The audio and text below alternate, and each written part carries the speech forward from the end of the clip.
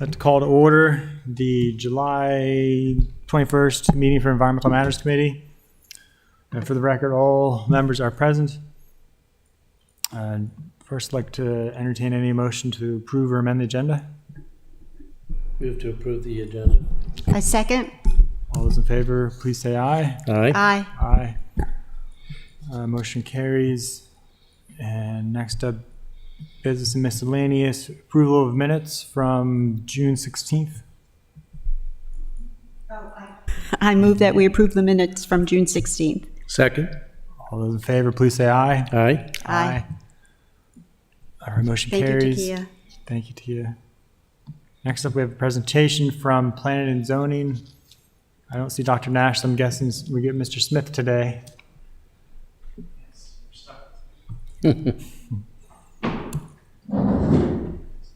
Well, welcome. This is your first one in a little while of these that you've been to. It's been at least a month or two since I think I've attended anyway. And forgive me if I don't know the exact protocol of what Dr. Nash usually presents to you, but I thought I would go down a little bit of the project schedule and just sort of tell you what's been amended and revised and that sort of thing. Mm-hmm. Yeah. Just sort of the highlights, if you will. 39 Hudson Street, which is the Department of Public Works facility. We've received revisions to the grading permit for that, so that's back in the hopper.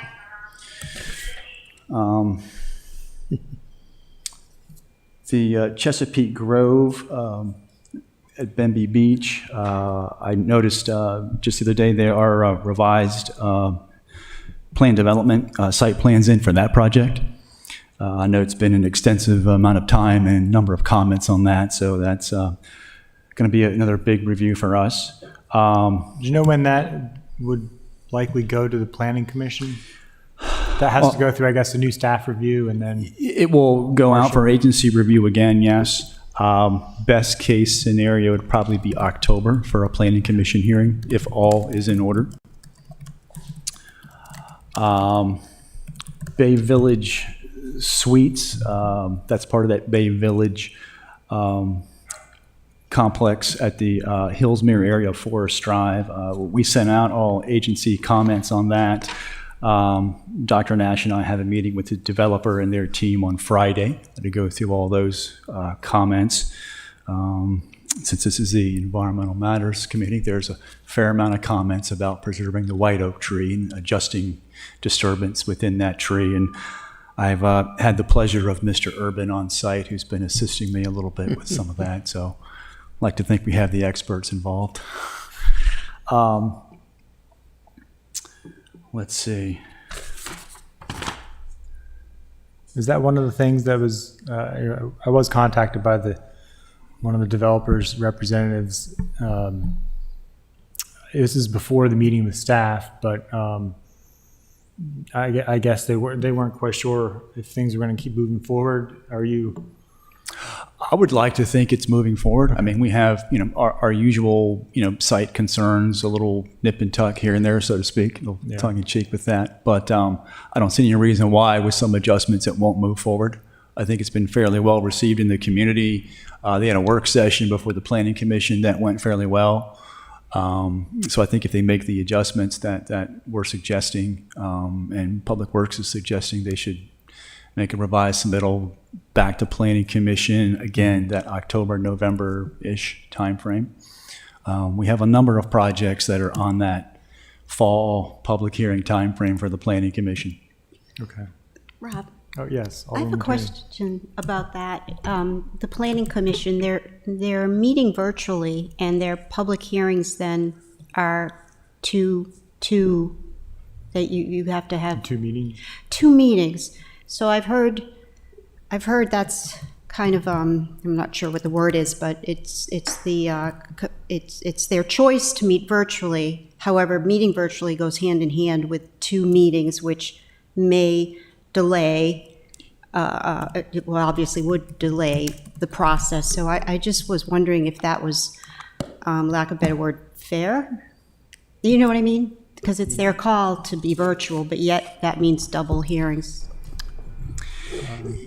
Yes, the public hearing is typically held open to allow for additional comments after that, so it adds another 2 weeks Yeah. minimum. And I haven't had a direct, sorry, David, No, go ahead and meeting with finish, and then I'll with the chime in. chairman about changing from virtual back to in-person, but there have been a number of suggestions to do so, including from staff. So, shall I keep going, Mr. Chair? Yeah, did you have anything you wanted to add? Yes, so we sort of gave all the boards and commissions the ability to stay virtual for the time being. They've been really popular with the boards and commissions. They're better able to get a quorum when they are virtual, and so a lot of them have really enjoyed that. We were planning to revisit that this fall, especially for some of the ones like the Planning Commission. To encourage them, potentially encourage them, or at least have a discussion with them on whether it makes sense to go back to live meetings. Joelle was just saying that if they go back to live meetings, that they would have only one meeting a month instead of the two that they're having currently. So I'm not sure how much of a delay it is since they're having a second meeting each month because So of I'm the... sorry about that. So their meeting twice a month offsets the double. Right. I got it. Okay. Did I get that right? I think we may still But have two anyway, meetings so a we'll month revisit that in the regardless. September, October timeframe for all the boards and commissions. I think some of them, we just had the audit committee and they meet early in the morning as well as the fact they meet early in the morning as well. And they really like the virtual meetings at that time of the day. So we'll revisit it with them. Okay. Thank you. Thank you, David. You can continue, Mr. Smith. The Park Place Hotel approval through the Planning Commission, they have submitted Tom, their, Did you? Sorry. Could you tell us what's happening with Crab? It just tells us, this is on the second page, that there was an action on June 30th, but I don't know what the action was for the Chesapeake Regional Accessible Boating. So we are continuing to work with them on their formal application. We've been meeting with them about comments. There has not been a formal revised submittal yet, so we're still in that process. Okay. Do you know, on that project, I know one of their concerns was, I think there was concern about some of their calculations for critical area mitigation and they were having problems finding adequate space on their site. Has that been moving in the right direction in terms of finding the space or adjusting making sure they have the right calculations? Yes, we've made some suggestions about limiting the footprint on the impervious surface, or perhaps making it even a little smaller. On the parking lot, there seems to be some excess space, as well as limiting the disturbance around some of the existing trees so they can actually be preserved rather than mitigated for. Is that going to meet everything? No, but it goes a long way to helping at least what's on site.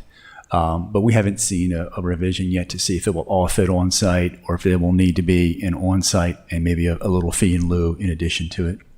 Mm-hmm. So, but it's moving in the right direction. How about that? Yeah.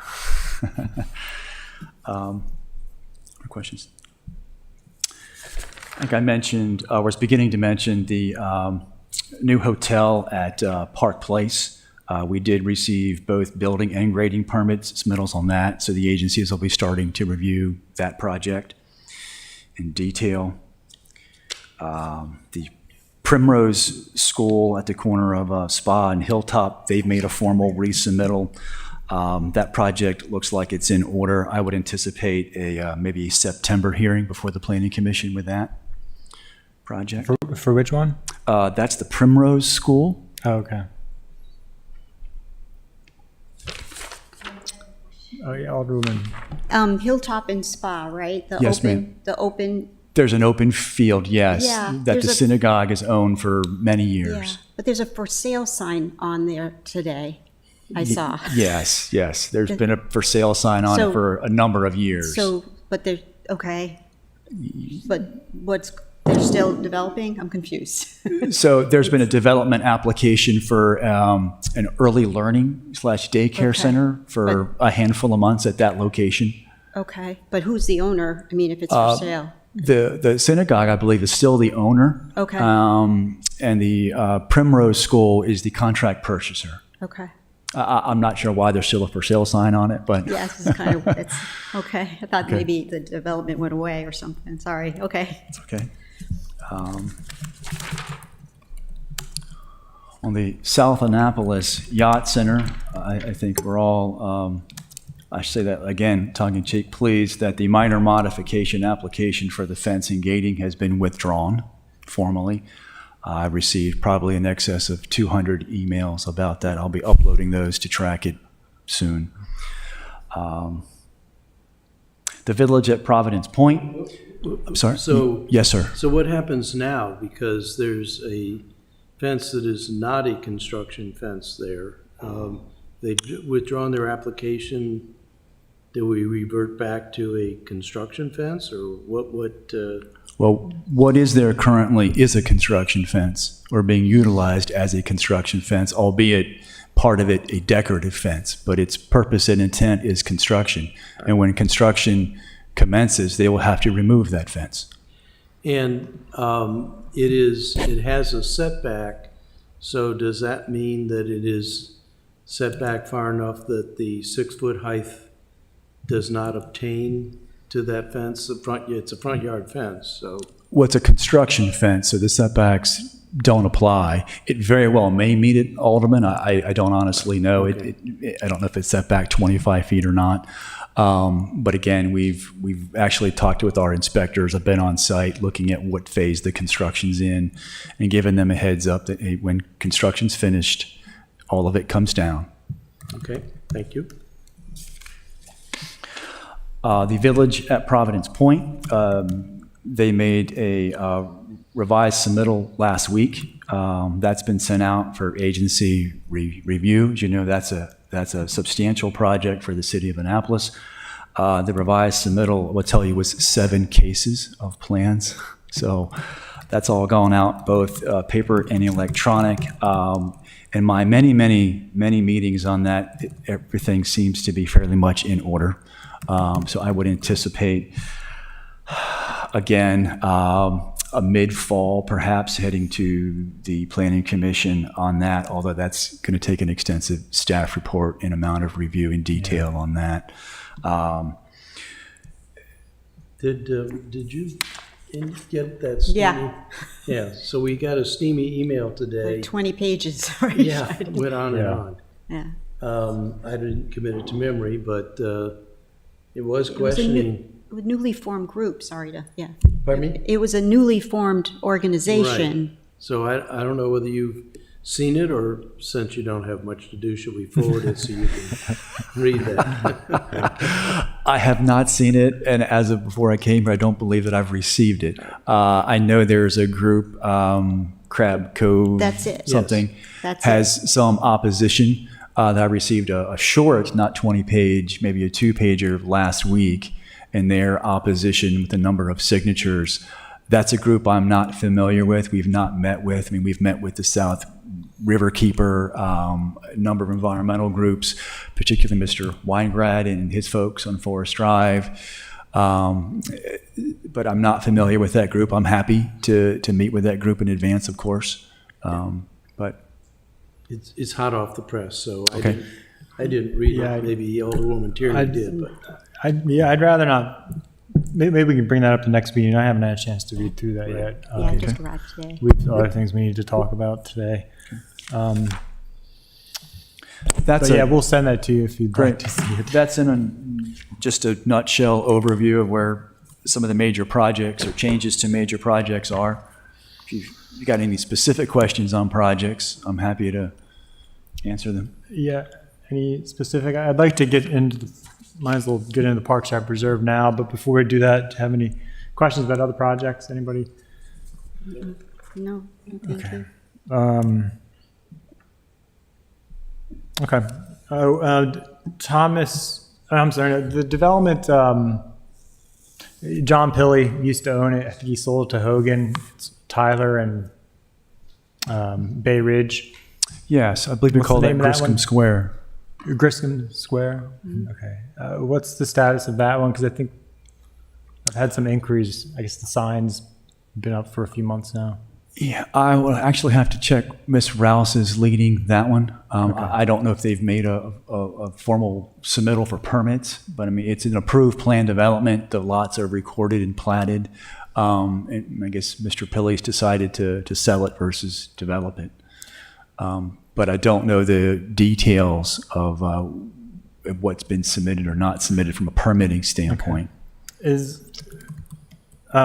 So in that kind of case, since they have plan development approval, but they don't have grading permit approval yet, or do they?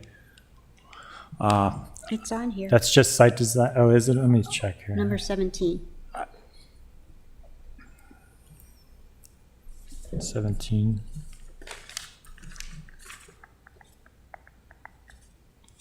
Oh, they do have initial approval, it says. What's that mean? Because it's dated, the grading permit is dated 2016, well, initial submission, I guess. That's a good question, Alderman. I actually will have to look at the status on that grading permit to see if it's still active, if they've done any work, or if it's expired, or if it's being amended on that. I'm sure your questions probably then want to go to forest conservation and stormwater and those sorts of things. Yeah, and I guess one of the things I'm getting at is just, which, I have legislation I'm trying to get introduced Monday to deal with this a little bit, but when these projects keep changing hands and being sold, what expires, what doesn't? So in this case, how long could they go if they have, because in this case they have planned unit approval, I guess, based on some of the older regulations, but how long does that stay valid? That's valid for a year, and they can ask for an extension. And that year is valid until you actually get an approved grading permit or permits, and then you work on the permit timeline. And I believe that's a year and can be extended from there, which is why I really need to check the status of that grading permit to see, is it active, is it inactive, did they submit revisions to it? As you know, oftentimes developers will start a project to, quote, vest it, and then it goes on hold sometimes. Yeah. Okay. All right. Yeah, and I don't think they've done anything out there, though, in terms of the site work. I don't think they have either. No, sir. All right. Well, thank you, Mr. Smith. And I guess if you do have time to stay, you may have some answers to some of the parks that reserved. But I thought we could just jump into that now, since we have some folks here, Mr. Johnson and Ms. Guild, and anyone else who wants to join us. Since we're talking about development issues, we do have legislation we want to get to, so I don't want to. I know there's a lot of information we need to get still before we get into this too much, but I did have some general questions. So if people could, I'm happy to stay. okay, thank you. If people could join us, thank you. I did send out some. Well, let me start over at the beginning. Alderman Schandelmeyer and I were contacted by some constituents from both of our wards about with some questions, concerns about the Parkside Preserve project, which is in my ward, but it borders between Alderman Schandelmeyer and I. So they'd sent me some photographs, which I sent to staff, and then I met the residents yesterday, and it took another look at some of the parts of the site. I did put together some preliminary information. I emailed it to, I didn't email it to Mr. Smith. Oh, I think I forgot to send it to Ms. Guild too. Shoot, I'll forward this to you. But I did send it to the committee. There's a new report, Alderman Arnett. The Word document you sent Yeah, today? there's a Word document. Yeah, it says I need, oh no, I got it opened, yeah. All right, I just sent it to everybody. So, but I don't want to get into too many details, but the bottom line is what they kind of contacted me about were just concerns about the extent of the clearing of some of the trees, some of the other general disturbance, in this case on the edge of their community, because they have been sent some communications by the developer, and they have communicated on their own with the city, with Mr. Bryce and I think others out on the site, and they were just concerned because things didn't seem to be jiving with what they feel like they've been told, and then when I was out there, I just saw other environmental concerns I had that I observed. So fortunately, we're not getting a lot of rain right now, but I think these are still. It looked like some of these things were long-standing potentially issues, at least past few weeks. And so we just wanted to get to the bottom of that, and also try to get a better understanding of some of the changes that may have happened in the project plan since we've last been briefed on it. Because one of the residents did show a red line revision of the grading plan, one of the sheets involving the utility connection to Hunt Meadow, and that was completely different from the approved grading plan. So I just want to get information. So I kind of want to, I guess at that point, well, I guess I can give a little bit more background. But so the document I sent out has some kind of four sections, some general questions, and then it has some photos and other documentation about some of the sediment control questions I had, which showed silt fence being held up with sticks, holes in the silt fence, some of the matting that's not being maintained, and also some wetland concerns about protection around, and some potential sediment pollution that may have washed into some of the wetlands. And then the forest conservation, as my colleagues may recall, the whole southwestern portion of that site is a conservation easement. The city paid program open space money to protect that portion of it, and that is protected in a perpetual conservation easement, and that's supposed to be turned into a park, I believe, at the end of this project. And so that also just raised some questions on my part, is if they are clearing more forest than was shown in the original plans anyway, if that's been reviewed, if that's been coordinated and approved through the forest conservation. I know that's a lot of information. So Director Johnson, do you have anything? I know you've been working on this already. If you have anything you wanted to throw in at this point? Yes. Well, good afternoon, committee. I was out there, had a meeting out there this afternoon with members of my staff, and we walked through the entire Hall Road, which is the area that you identified. And they were, just kind of go through items. If I could back up a bit to sort of address the last set of questions that you had asked. You asked if the utility easement disturbance was larger and why that was. And the answer is yes, it is larger. It was enlarged to accommodate OSHA requirements that are related to the pits, the jacking pits. There's certain clearance needed to put the hogs in, well, whatever you call them, the sort of boxes in. The shoring? Right, the shoring boxes. Right. And that would, that necessitated a bit more clearing. And that was, just from an OSHA requirement. That was reviewed with the city forester and approved by that. So that was, that's okay. Rob, I'm sorry, I'm trying to follow. What questions is he responding to? Because, I'm sorry. Okay. You Oh, said- sorry, I No, wasn't sure if you were Let me see if I copied on can it. get you.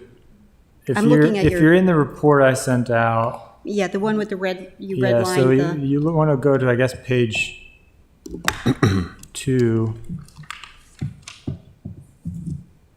and you'll see. I guess I don't have a good shot of this in here, but page 2, you see kind of that red yes. border. That's on the left. There is Hunt Meadow, and so this is a utility connection. The development's on the right off the map, But this kind of goes through Hunt Meadows, goes along their border, and then makes another turn and connects with the development area. So on the right there is where you have the conservation easement. And so this is the general area that Director Johnson is Okay, addressing. referring to. And the red is all, that's as drawn, there's no, Well, the red, that's the revision. If you read above that, you can kind of, well, again, I don't have a good shot of that, but that's the revised LOD. It's about twice as large as the original in that area. okay. And Right, and that was necessitated, to jack, they have to excavate the pit. They have to have an ability to work within that space, and their OSHA requirements, setback requirements, that sort of necessitated the widening of that. Right, the angle. And that's, well, and to that point, and this, I know you haven't, this is the first you've seen this information, but I want to point out on page, scroll down, where is that? Page 10. There are two images. I guess this kind of shows the easement a little better, but there are a couple of staging areas off of that which weren't in the original LOD. Were those also red line approved? they were redlined, is that they were where his augers were and the working pile was? Yes. Now that was also approved, and the complaint about it being on the ground is we found to be valid, and we require him to put down a mulch mat about 4 to 6 inches and to place that equipment on. Regarding the working pile cannot be fenced because it is a working pile. I don't think that the statute requires a working pile to be enclosed. So when they excavate from the pits, that's the only point to which they could take the spoils, which they then would reuse some of it in the pit and then spread some throughout the rest of the site. But so that pit is sort of protected a bit further away by the silt fence, the super silt fence. That's about maybe 10 or 12 feet, closer to, where the forest conservation area is. And that is adequate to protect that.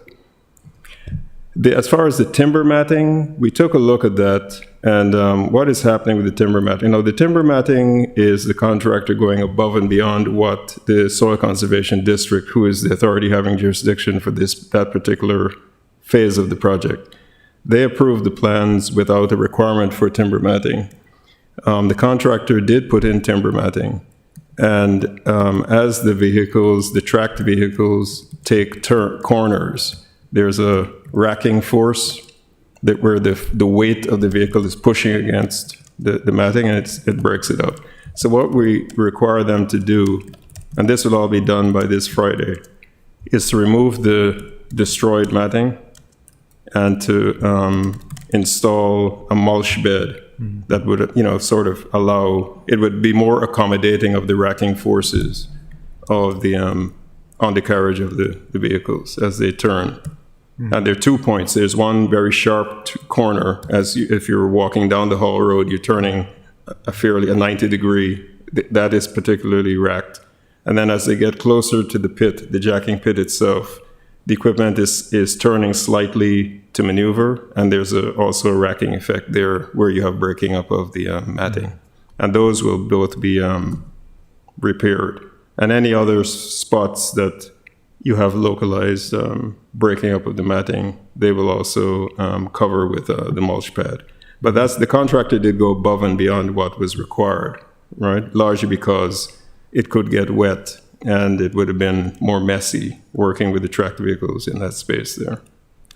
Damaged silt fence that is occurring at the corner, again, that sharp corner of the Hall Road, that is again a consequence of the equipment as it turns, right? It's pushing the dirt up against it. So I asked the inspector to have them replace that, and as well as to go throughout the length of the Hall Road identify areas that need either reinforcing or replacement, and to instruct the contractor to make those repairs. And basically, it looked like I took a look at the tree that you had mentioned with the possible root damage. It's possible that tree might die. It didn't really look under distress as such when I looked at it. But I'm not a tree expert, and I think the forester is not here this week. But there's really not a major impact on any trees that are within the FRO area, the forest restoration area, that I could see as I walked along the entire length of the Hall Road. I was told that by the super that they plan to be finished with the sewer installation within 8 weeks. 6 to 8 weeks. So I believe that what? they should be finished with the jacking operation within 6 to 8 weeks. Okay. So within a month and a half to 2, they should be complete, and then they'll be able to restore the Hall Road. And I think this what you're observing will sort of dissipate. They'll be working on the rest of the site, but that particular infrastructure installation will be complete. All right. Well, thank you for taking a look and visiting the site. I guess a few comments would be in terms of the Hall Road. Well, first of all, where we started with going back up to page 2, in terms of the utility easement and how that's grown in size, and you said that was approved with a revision, red line revision. But has that gone through has somebody looked to see if that, because that's more disturbance than was approved in their forest conservation plan. And so that means the mitigation numbers are going to be most likely different, because that's more forest disturbance. If I may, Alderman? Yeah. There was no additional forest disturbance. Where they needed to widen to get the utility easement in for the equipment was areas that were already outside of the forest conservation easement, had been a stormwater area for those 23 lots that the city purchased. So we didn't actually allow them to encroach into the conservation easement more than we had already approved during the plan development. So those areas which on the map are kind of unclear, I guess clear, Yes. they're indicated, they don't have any hash marks. They were just areas that, are they existingly cleared of forest, or are you just saying they were originally planned to be cleared? They were And weren't part originally of the planned to conservation be easement? cleared and included in the original calculations, right? So we actually had them, they originally wanted to shift the disturbance to the south into the conservation easement, and we actually had them shift it just 5 feet over, so it was outside of any conservation easement area. So I have a question. Yes. I don't know, I'm just looking at what I know, and so I just have to ask this question, was the option of trenching the utility versus an open cut explored to minimize the, angle of influence so that it didn't increase the limits of The disturbance? utility, and Mr. Johnson, correct me. I don't know what the utilities are, What's so- called boring, so they're actually not cutting an open trench, is my understanding. They That's have right. these pits at the beginning and end, and then boring the underneath. So And they- it probably would have been, in retrospect, hindsight, of course, is 2020, but the project was approved the way it was approved.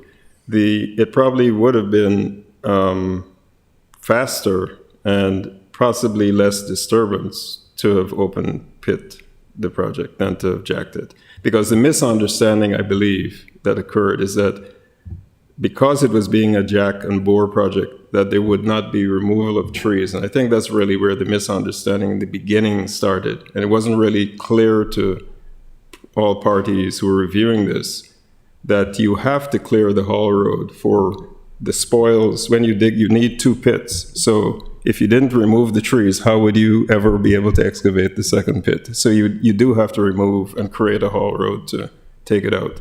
So you're not really saving any trees by jacking in that way, particularly if you're jacking onto trees, because you do have to clear, a wide enough area for equipment to satisfy OSHA requirements and constructability requirements. And I think that there's that lingering, maybe it was presented, I wasn't here, of course, but I think it might have been presented in a way that people misunderstood what was the impact would have been. Yeah, and I mean, like you said, hindsight's 20/20. I think they could have done it differently. They could have just come in from Hunt Meadow to put in their westernmost boring pit and then gone in through the park to put in their western. But instead they put the haul road right behind the homes. If they were actually boring, they really didn't need to do that. They just had to have 2 access paths to get in. But what's done is done at this point. And that was kind of in the plans to begin with. So, well, one question though, I guess for Mr. Smith more so, because I'm back down at page 10 because it kind of shows this, but the actual plat, the lots that are grayed out, which is going to be part of the park and that's part of the future easement, conservation easement, are those parcels actually within a conservation easement currently? Or is it just the hashed marks that are the original conservation easement from the original development? The hash marks that you're referring to on the 45s, those are the recorded forest conservation easements per the original approval that the Office of Law reviewed, recorded in land records. Mm-hmm. Yes, sir. Which is why we had them stay out of those areas with any adjustments. What about the parcels, though? Isn't that whole area in a conservation easement, including the parcels? I don't know that it's not in the original conservation easement.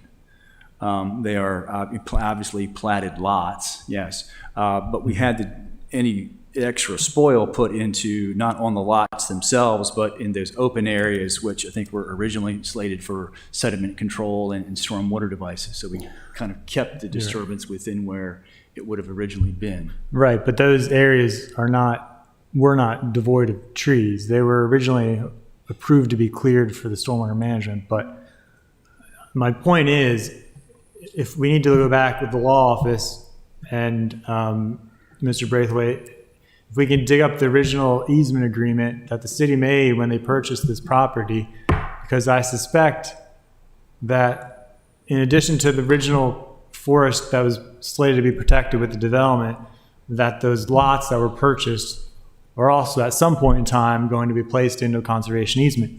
Because the whole idea was that we would purchase those properties to be protected and not to be built on. Hence my point where they probably have some kind of conservation easement on them.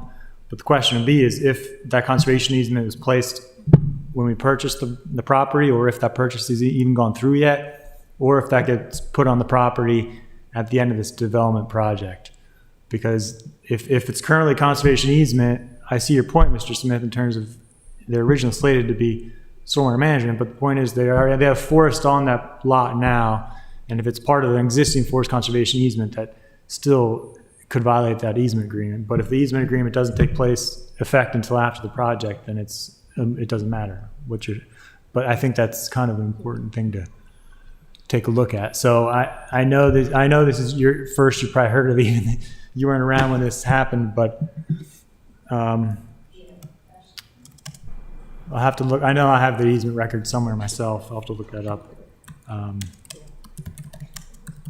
You understand my point, though? Absolutely do. Yeah, I think we will check with Ashley in the Office of Law, who I think helped process all of the conservation easements for this project, actually for all projects. Okay, and Alderman Tierney, you had a question? Yeah, just a basic question, because I'm only looking at a piece of this. I assume that, on these documents, and I guess it's are there erosion control specifications? I see, the temporary road, is there a section typical? There should be, should be. Yes, they're normal. That's normally part It's of the normal, plan. but the pictures don't look, like there's some conformance to the road, doesn't look like a temporary road. I thought there was like a geogrid or something, but I think those are tire tracks, but there is a temporary road section for erosion control. There's all that. I believe so. I didn't really review the plans, but they would have been sent to the Soil Conservation District, and they would have get approved. required that. Yeah. That would have been that's pretty standard for them. Yeah, it's just the pictures don't seem to reflect that. Well, there are a couple points on that, I think, and I've heard this before from staff in terms of the conservation district. We have complete authority for the sediment and erosion control in the city. We've taken that from the state. We do, as almost a courtesy, give the conservation district a chance to review, and they do have some authority on that. But we have our own autonomy. We can go above and beyond. We can even go beyond and above what the soil conservation district asks, and that's where I think in some cases we do need to do that. And I need to verify, but from what I recall, heavy use traffic lanes have to be mechanically stabilized in some fashion. And this is certainly a heavy use just based on how torn up this matting is. And so I think that's something that should be looked at. I brought this up a couple of years back when we had other issues, but it should be, I think this was before you, but it should be looked at in terms of putting down. I like the wood chip idea. That's great. We do that for stream restorations because it's good on the turns and things like that, like you mentioned. But you know, when the matting it's there for a reason, to protect the roots, to prevent soil compaction, and when it's in this deteriorated state, it's not doing its job. And that's where, you know, I kind of want to, at some point, get to the bottom of, well, are the inspectors just not? Well, I have a separate request not to deal with it now, but to get some of the inspection records, because some of the other pictures, like on page 3, you'll see the silt fence being held up by wooden stakes, holes in the silt fence, Right. And it's clearly not up to any kind of standard. And the one which, if you go up to page, for the wetland, if you go up to page, I have too much in here. There it is, page 12. There's a hole in the silt fence, but it almost looks like it may have been intentionally dug underneath the silt fence, because I have not, water doesn't seem to, there doesn't seem to be enough force for the water to really do that on its own in that area. It's not getting a concentrated flow. What it looks like is the water was ponding there in the silt fence, and they went to dig underneath it, and you have this big plume of sediment that's going right into those non-tidal wetlands, which I know Mr. Smith knows very well. We worked so hard to protect for the past 10 years, and to see this happen, that's why this is very frustrating to see. Because if anybody was inspecting, it's not just our inspector, but that it does raise the point. The inspector should have caught this a long time ago. This has been here for a while. But beyond that, the the contractors required to do their own inspections, and apparently they're not doing that. So what are we going to do about that? Are we going to fine them? Or are we going to hold them accountable? Because this is damaging wetlands that are going to be part of a future city park. Right. I believe that they are required to provide weekly inspection reports to the state, and we've requested that they provide those to us. We'll sort of review those to see if they are any repetitive, or if the inspections are really being done properly. Our inspector is out there weekly, and I did observe the defects with the silt fence, and asked him to have the contractor make those repairs post haste, which all the repairs, including the mulching, should be done, is estimated to be done by Friday. Was promised to be done by Friday. Oh, So it has we- to be done. I mean, that's, Well, we instructed him to get it done by Friday. He told us, to get it done, but of course we couldn't tell him we'll get it done by when. So he said he's working with us, and he said he would have it done by Friday. So that seems to work better. I mean, they're required to have this maintained at the end of every day, end of every close of business. Right. But to your point, though, sorry, before not to Yeah. interrupt what you're saying, that the matting that was put down and the additional mulch is over and above what the minimum standard is that was approved by the Soil Conservation District. And you're correct, we can be more extreme, we can't be less. That's That's the case here. And that's what we need to verify, because I recall standards that say clearly that access lanes have to be mechanically stabilized, and that typically means with stone or mulch or matting. And so this is clearly an access lane, and so if that's the case, then what you have right now is not even meeting the minimum.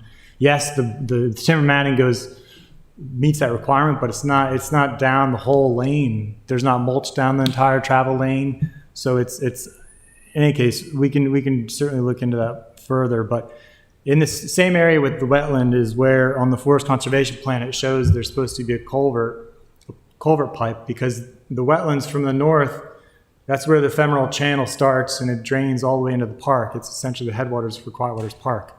And so that stream is now impeded by the travel lane, which is supposed to have a pipe underneath it. And so that's another issue. So if you could take a look at that as well, if you figure out why that has not been installed and if they can put that in there, because I'm worried that's going to just impact the wetland hydrology. Okay, I'll take a look. I think that's basically, there are a couple other issues, but that's about it. I think all we need to chat about. But the bigger issue again is just, I know it may seem like I'm finger pointing, but I'm trying not to. My whole point here, ultimate goal, is to figure out how we can prevent some of these things from happening. In terms, because some of the state of the silt fence, all these other things, we should have called earlier. Developers should have called earlier. If they're not catching it early, what can we do to change that? Do we need to fix the code, strengthen the code? Do we need to change our enforcement practices or inspection practices? How often is the environmental compliance inspector going out there? Is the city forester going out there regularly? Is he allowed to go out to these construction sites? I know, because back when I was doing this with Jan, the former forester, he'd do the best he could. I know it's a big task to keep an eye on all these projects, but we'd work together a lot in terms of I'd keep an eye out for tree stuff. He would do the same thing for sediment, to kind of spread the load there. But in any case, I digress. But the point is just, I want to try to identify how we can. I think I have one idea at least as to how we could improve, in air quotes, the monitoring of sites like this, and with having said that with the understanding that big sites in a city that's almost built out are few and far between. But one way in which you would do it would be to tackle this at the time that the developer agreement is prepared. The developer agreement would then, if the developer agreement required the developer to pay for a third-party inspector who reported to the city, right? Or in whichever way it was sort of structured so that they are separate from the entity they're overseeing. Right. I think that would solve the problem. I mean, what has to be kept in mind is that city staff are small in terms of size. And for a large development, it is difficult to monitor on a continuous basis to address every problem that could occur on a site that is of a certain size, particularly like this particular one, Parkside, which is fairly large in terms of scope. So that is one way in which you could do it at zero cost to the city, and you would get better results. And that'd be a recommendation, I would say. Whether that has to be a code change or it can be done without changing the code, I would sort of have to consult with the legal department to. I think that's a great idea. And the city, I know we did that for Acton Landing because I was the third party that the city hired, or the company hired, to do those inspections. So it'd go out there, do the inspections, and send it to staff, and staff would take, if they needed to take enforcement action. But that was something I was doing more frequently as a contractor because you just could. You had more time and allocation to do it. So maybe we could require that on projects over a certain size, because they understandably are more of a burden for staff. It could take you half a day to inspect a site like this. That's correct. So I definitely like that idea. Yes, Alderman Tierney. Yeah, again, I'm just limited to these pictures. And let me just back up. I mean, this is erosion control 101. And again, when we say over and above, I'm not sure what you're talking about, over and above what. So I assume there's some parameters on the documents. I mean, what do the drawings say? Yeah. But clearly, I'm putting my general contractor hat on.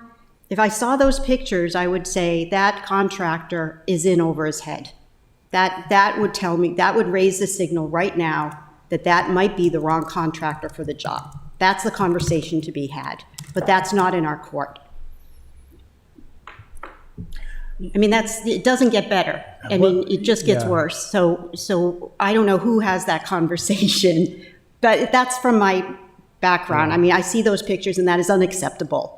And so who holds the contract? Who holds? But as a developer, so I'm not sure that that we have that sort of control. It's not someone working for the city where Well, that's what I mean. We don't have that relationship with the contractor. No, he's Right. he's a developer, and he has a developer agreement, and I guess Tom could talk more about that. Probably the subcontractors as well. Right. But we do have, but we give them the permits, and we can do a stop work order. We can revoke permits if we need to, if the developer, if the Yeah. contractor keeps if they don't listen to the staff or whomever, they can revoke the permits, and that's the ultimate tool to say, well, you're done. Yeah, We're not gonna I let you do this just, you anymore. know what I'm saying. I mean, I know what you're saying, but I think though that we have to keep in mind that the bar is probably high. And of course, everyone knows I'm not an attorney, but I think the bar is very high to sort of throw a developer off. I mean, I think that's it has to be egregiously terrible to be thrown off. The code's off not a project. that specific. Right. I think it's up to the determination, but you're talking about, in this case, you're talking about pollution of wetlands in a future city park, of sensitive areas that feed into our prized Quiet Waters Park. Right. This is pretty serious, and that's why I am really frustrated that the inspector continues to miss these things, which are obvious when you go out. If you're looking out there every week, he should have saw this and taken care of it. Why is he not doing that? Why are we not holding the developer accountable? This is an enormous violation. Are we fining them, the developer, for this?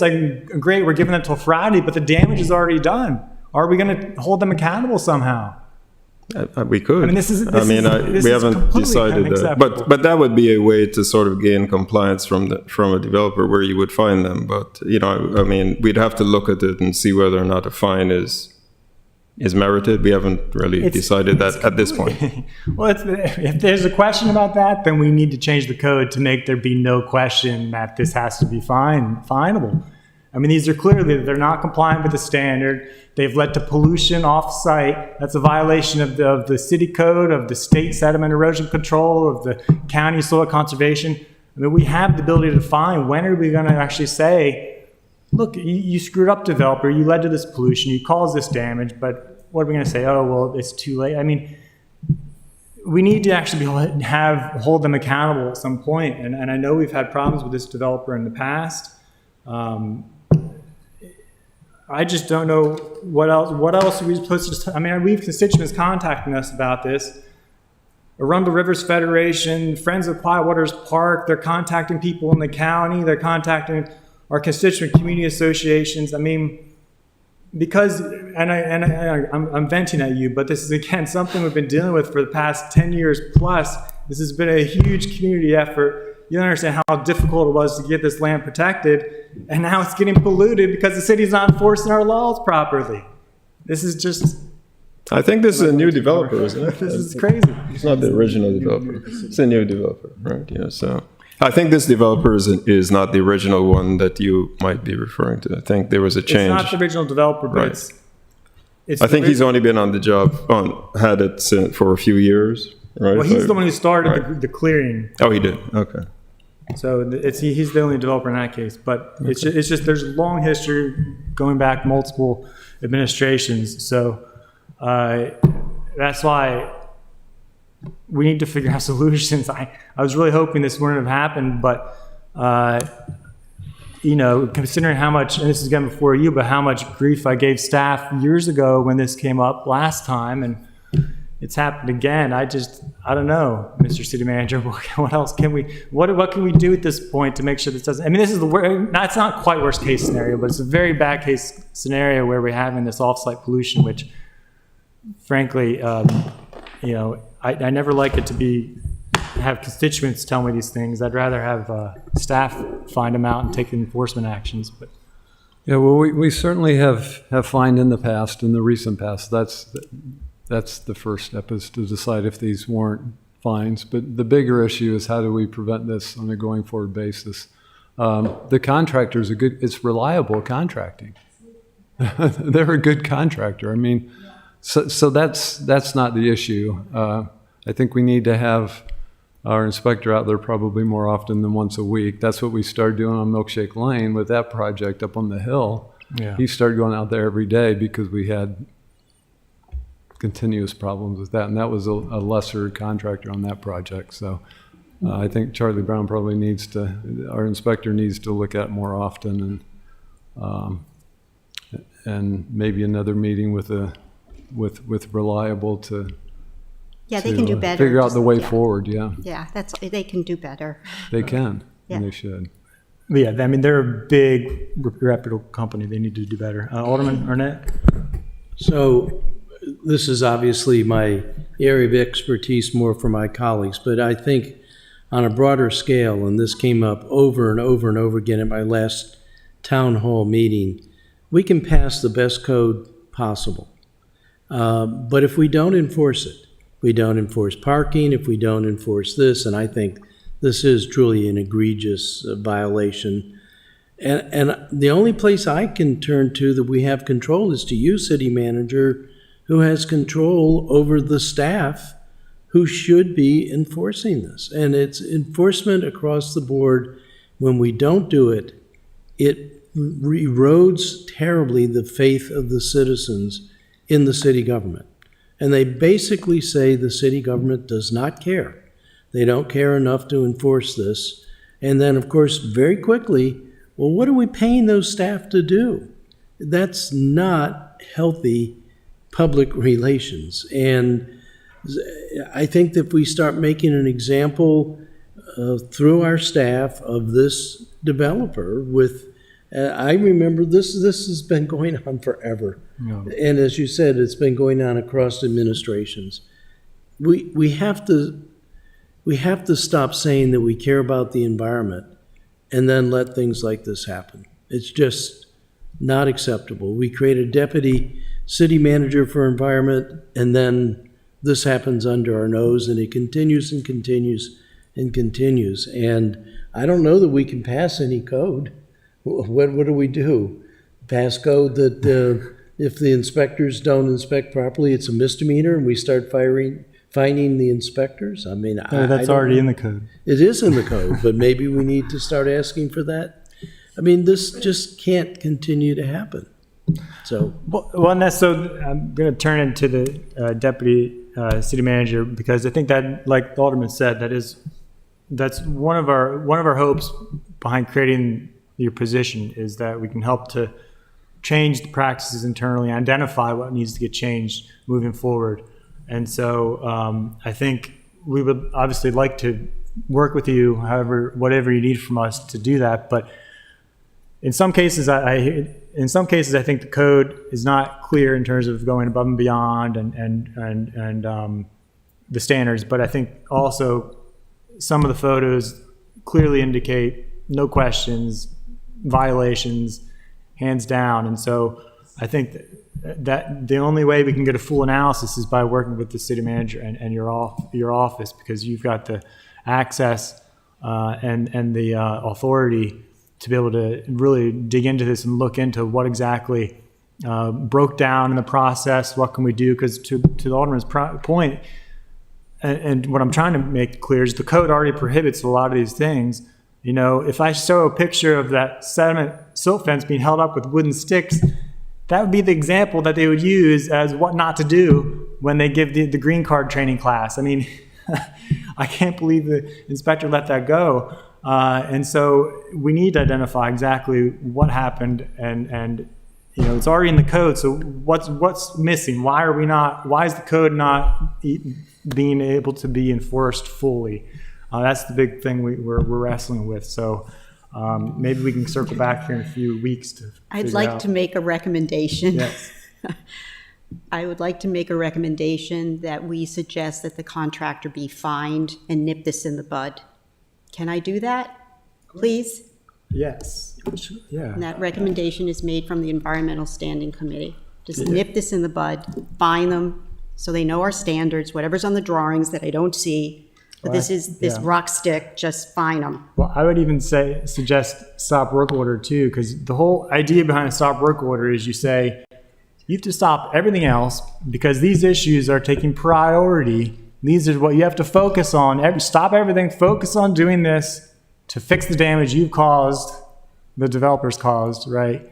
You've polluted our park, feature park, our wetlands. You need to focus on stopping this. And instead, we're giving them another 24 hours to do this. So that's the whole point of the stop work order. And I think we need to show the importance of, look, if you're going to screw up like this again, you're going to get on the stop work order and it's going to delay your work further. So take this seriously. But if we're not even going to fine them, so that would be my amendment to that.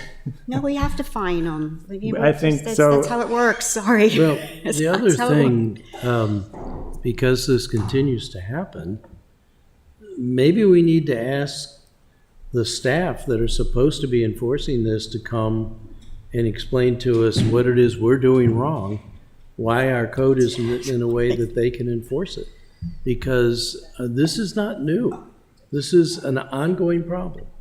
And we talked to the senior management, and somehow it doesn't seem like the message is getting down. So maybe we need to find out directly from the staff through a committee meeting why it is that our code is not enforceable. Yeah. Okay. Well, yeah, I think that's definitely an option. And let's get a report from said management and within the next week or two, and figure out what we might need to do next to and I think you're understanding at least the sentiment from the committee in terms of what we are trying to take this seriously and want to have the developer understand that as well from staff. And I don't think I'm just not sure they're going to get that sense of urgency based on the plan of action that I've heard at this point. Okay, are there any other remarks from committee or staff before we move on? So I just want to, well, I agree with you. Director Johnson was out there today, so he's evaluating whether there should be fines imposed. So there's fines, there's stop work orders. I think we did that on Milkshake Lane. Did we do a stop work order? We did. Yeah. So when it's appropriate, they know to do that. Yeah. And so this is still an executive function. So we will take your recommendation and evaluate and proceed accordingly. Right.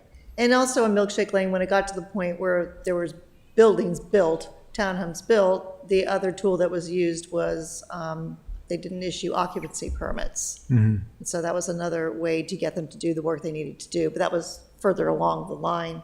The other option is to raise the fines that we do impose. Yeah. So, You can fine daily. On the standard state fine form, you can fine them once, or you can check the box, this fine is daily, until the situation is rectified. and that did happen at when the Yacht Club was building. There were some Right. daily fines. Yep. There were multiple fines issued for every violation found, not just, and fines when we went to, we started doubling fines. Did it work? Yeah, got their Yeah, they attention. cleaned up their act. Yes. And it was bad, not only that they were paying out a lot of money, but it was bad press for the Yacht Club. Yeah. Yeah. It's good to do, especially if like we were, I don't know what the forecast is, but if we were expected to get rain tomorrow or Saturday, you could do daily fines just to say, look, you got to take care of this. Well, that's what the pictures looked like. It looked like that was a result of the recent, monsoon we had, and they just left it. Again, I'm and just that was looking a at little- that was pictures, a- but And that was a little while ago. that's what I mean. It just looks like there was some damage that And was they're- caused by the rain. Well, or that's a something. good point, because they're supposed to inspect, I can't remember about staff, but I know the developer's supposed to inspect after a rain event. Clearly, they didn't if there are these violations. So off-site pollution. But in any case, thank you all. And to the city manager, I I had one other Don't- oh, item, yes. Alderman Savage. So for this committee and for you in particular, because it's your ward, it's affected, it's an Alderman Schandelmeyer's ward as well. Just note that you may see trees die off along Yeah. the perimeter of the conservation area. When when they were doing the clearing, our city forester was on site, and he said the arborist that what the developer used was doing the job they're supposed to do by the guidelines they're supposed to do it. Okay. But he said even the root pruning was required for the trees along that line to try to save them, maintain their health. But when you are root pruning to the extent that was needed, especially on the larger trees, you can expect to see some of them fall. So you may get complaints from some of your constituents in the future about trees dying, and the city forester said that's to be expected when Yeah. you do that type of root pruning. Okay. Yeah, good to know. I do agree. I think it's important to make sure people have realistic expectations. Wait And- a minute. Wait a minute. What, if you know a tree is dying, I'm sorry, I'm getting out of my lane here, but if you know a tree is going to die, there's no preventive measures? You don't know that the tree is going to die. A healthy tree that has its roots pruned, especially if many of them, especially the ones on the perimeter, that's what I'm talking about, with the extensive root systems, and some of them might already be in decline, but you can't tell. So the city forester did say, with the extent of root pruning that needed to be done there, we can expect to see some of those trees. It may be in 6 months, it could be in 5 years, it could take that long. So we might in the future see trees fall there. So it doesn't fall in the category of, it's not on the drawings to save these trees or relocate them. It's just a means and methods effect, I guess? It's just an effect of root Okay. pruning. Yeah, and it kind of depends. Like in the case of the travel lane that goes right through the forest, Sure. And what it's compacted that's as the well. intention of having the matting and the wood chip is so you don't, Yeah. because the compaction of the roots are going to suffocate and the trees are going to die, but that could be prevented by putting down wood chip. So if they were told to do that and they didn't do it, then they could be liable for having to replace those larger trees that Right. died as a result of that. But if it wasn't in the plans, then that's another question about Right, why that wasn't required in the plans. But yeah. and the other, before I forget on that, the other thing the constituents brought up, well, for Alderman Schandelmeyer, the utility easement. So the final product in terms of what that's going to look like. I noticed on the plans, and they mentioned that it's supposed to be a compact gravel CR6 utility access on there, maintained, and I just want to ask staff to reevaluate that. I mean, in my practice, I put in replace pipe probably every week. That seems a little overkill. I've rarely, when I have to go in there to replace pipe, probably less than 5%, ever have an actual 20-foot wide access with stone. Usually we have to weave around trees and through people's yards and put down matting. So my point is that seems a little overkill. If this is going to be a park, can we reevaluate that to see if we can at least, well, if not, put in trees? So I think the pipe is pretty deep, so trees probably, you won't have intrusion. So you might even be able to put trees there. And looking at the pipe they're putting in, you're not going to have to replace that for well over 50 years, if ever. But if it's really concerned, can we at least do something with smaller vegetation that can be planted? Because I think the idea of having a stone path, it's not going to be good for the park, and it's not going to be good for those residents because that could potentially channel stormwater as well. So if you could just take a look at our reconsideration on that. Yeah, so I'll take a look. Thank you. Yes, Alderman. Since we seem to be resisting getting into legislation, I was door knocking last night and went by St. Luke's, which is one of my all-time favorite projects. Cannot believe the number of dead trees in there. Was that an expectation? No, it wasn't. Actually, some of the techniques that were used in the construction did compact the earth there and did cause some of those trees to die. That was not anticipated. So the city forester did require them to take some of those trees down. They can use them as habitat and to replace, I think, just a few of them. It would be extremely expensive for St. Luke's to remove all of those trees.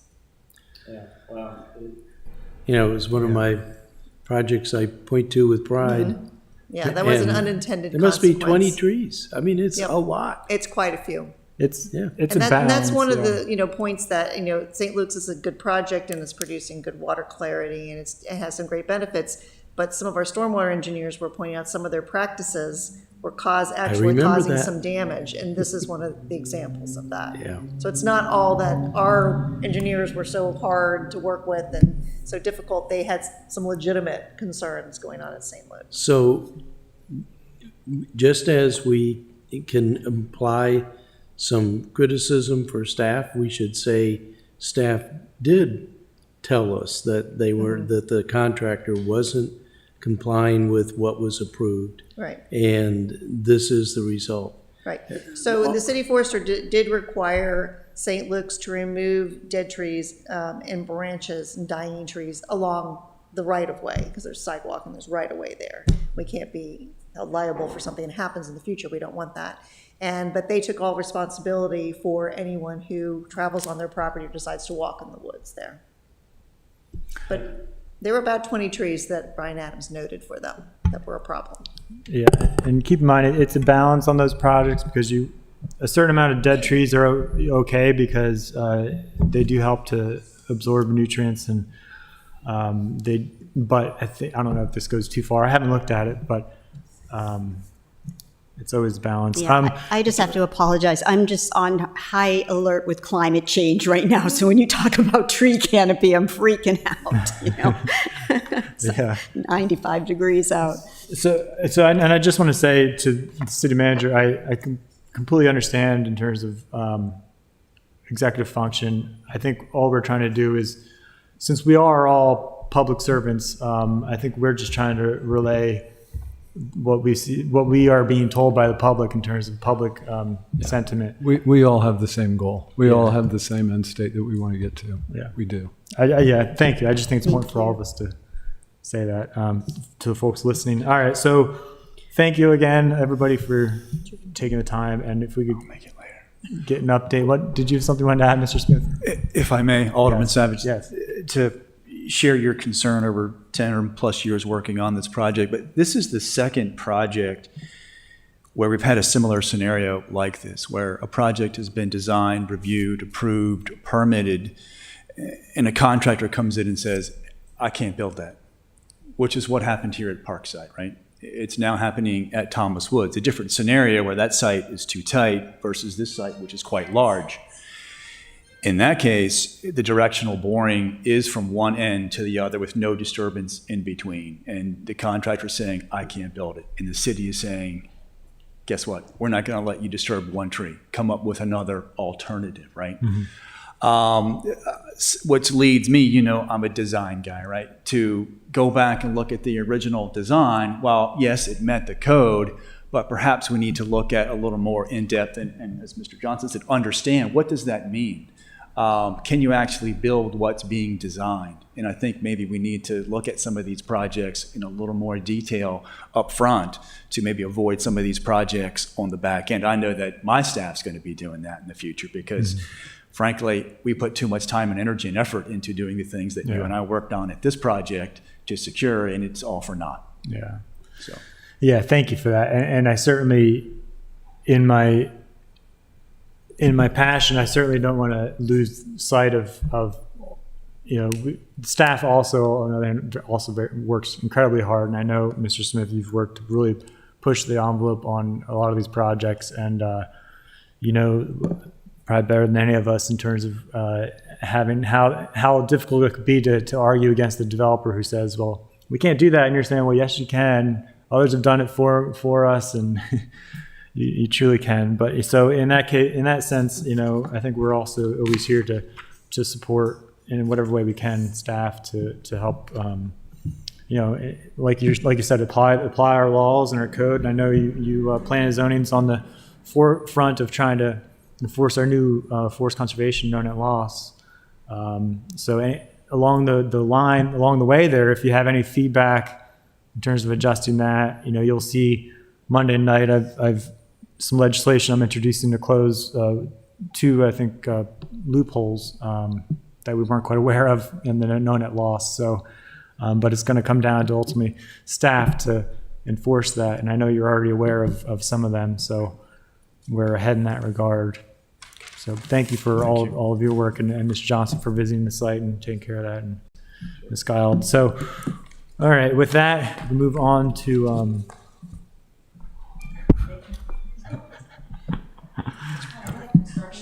construction. Yeah, it could be tough. All right. The last piece of legislation. Okay, do you want to just jump to that? So we have, I think, a guest. Thank you for bearing with us through all this excitement, I'm sure. But we jumped to O2321, Annapolis Harbor Lines, 2227 Avenue. Is that what you are here for, madam? Okay, well, welcome to come on up. And all right, so this, but actually before you get started, can bring up the notes on this. Mr. Alderman Arnett, you want to give a briefing on this legislation since this is you're the main sponsor? Yes, I'd be happy to. This is adjustment to the harbor line. It is a series of adjustments that we've made along the peninsula in the ward.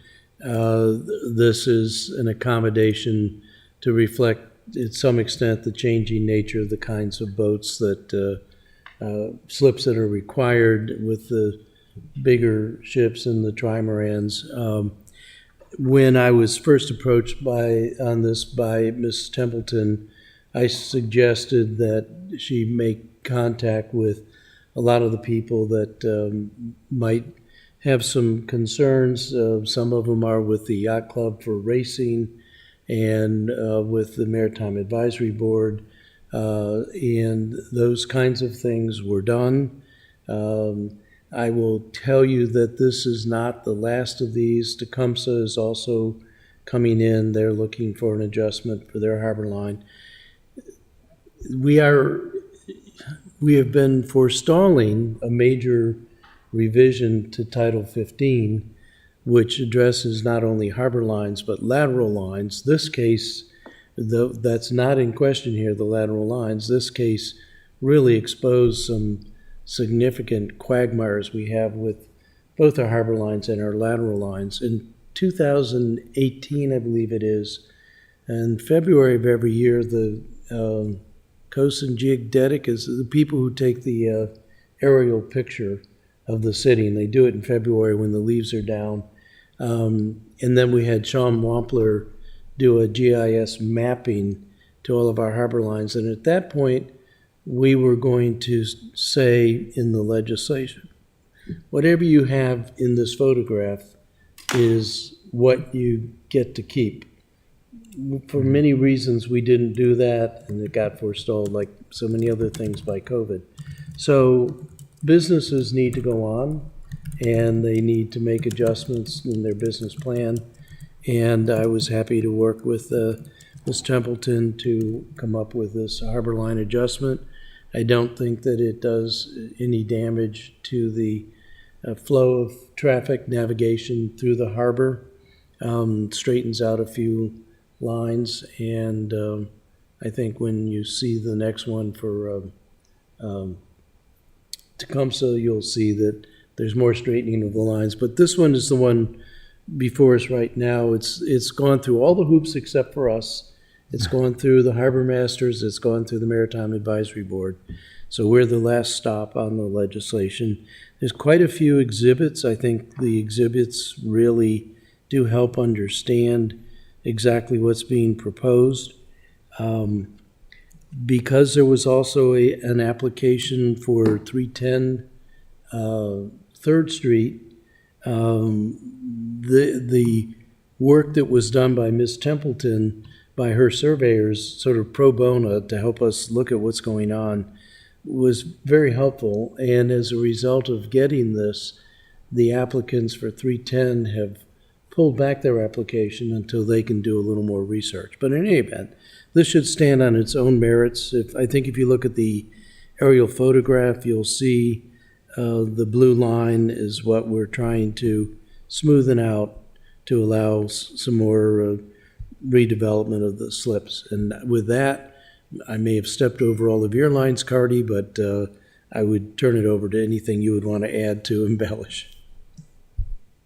Thank you all. I'm Cardi Templeton. My family and I have owned the property at 222 Severn since December of '74. I got started on this movie journey. Oh, could you turn on your mic, please?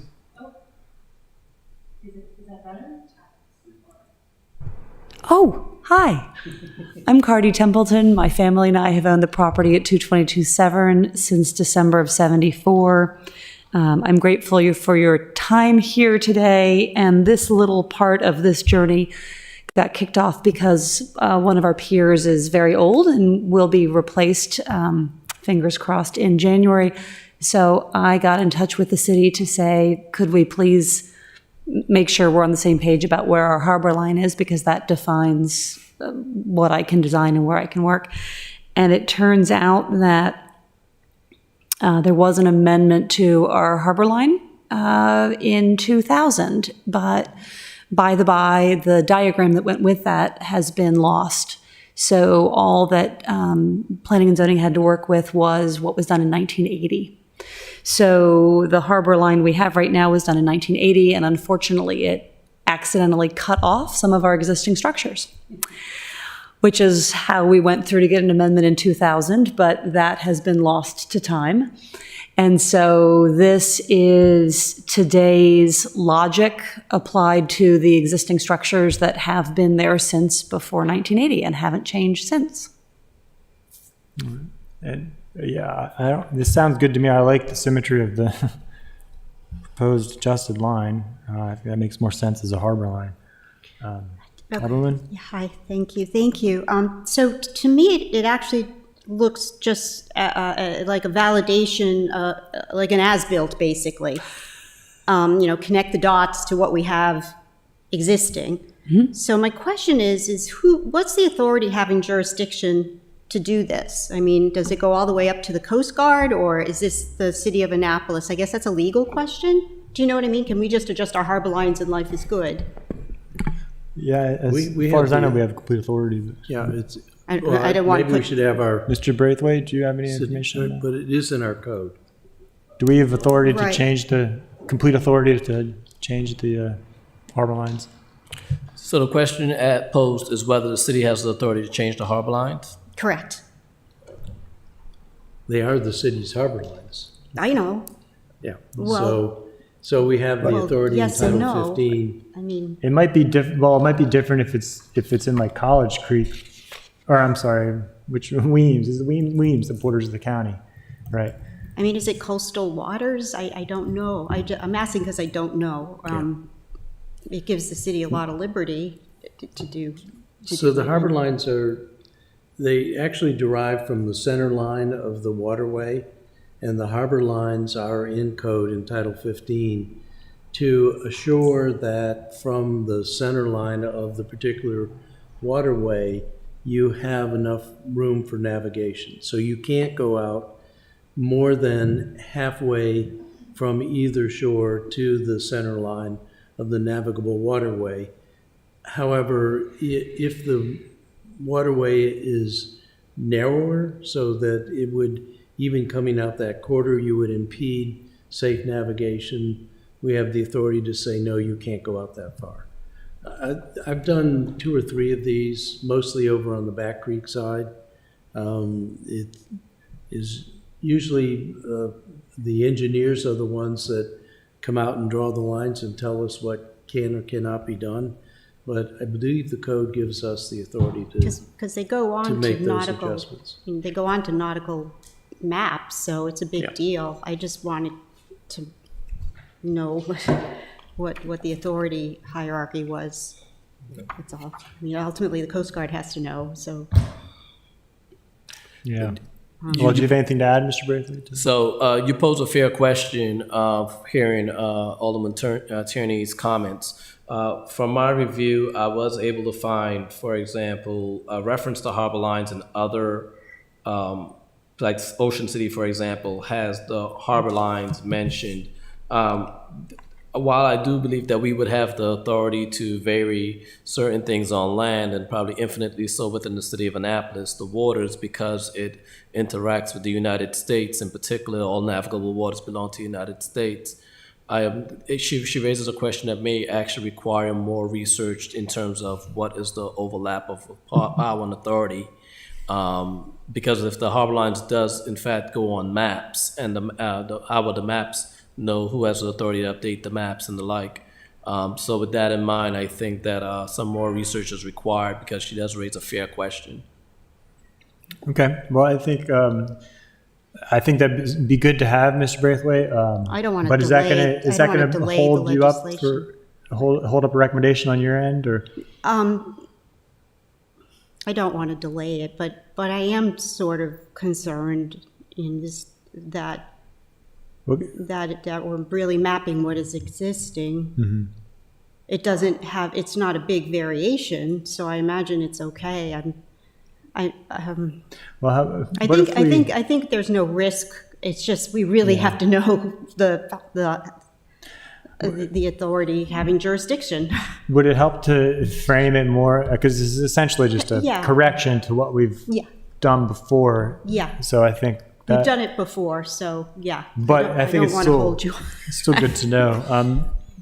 But hearing, do I have any motion in terms of recommendation on this, or any other questions? No.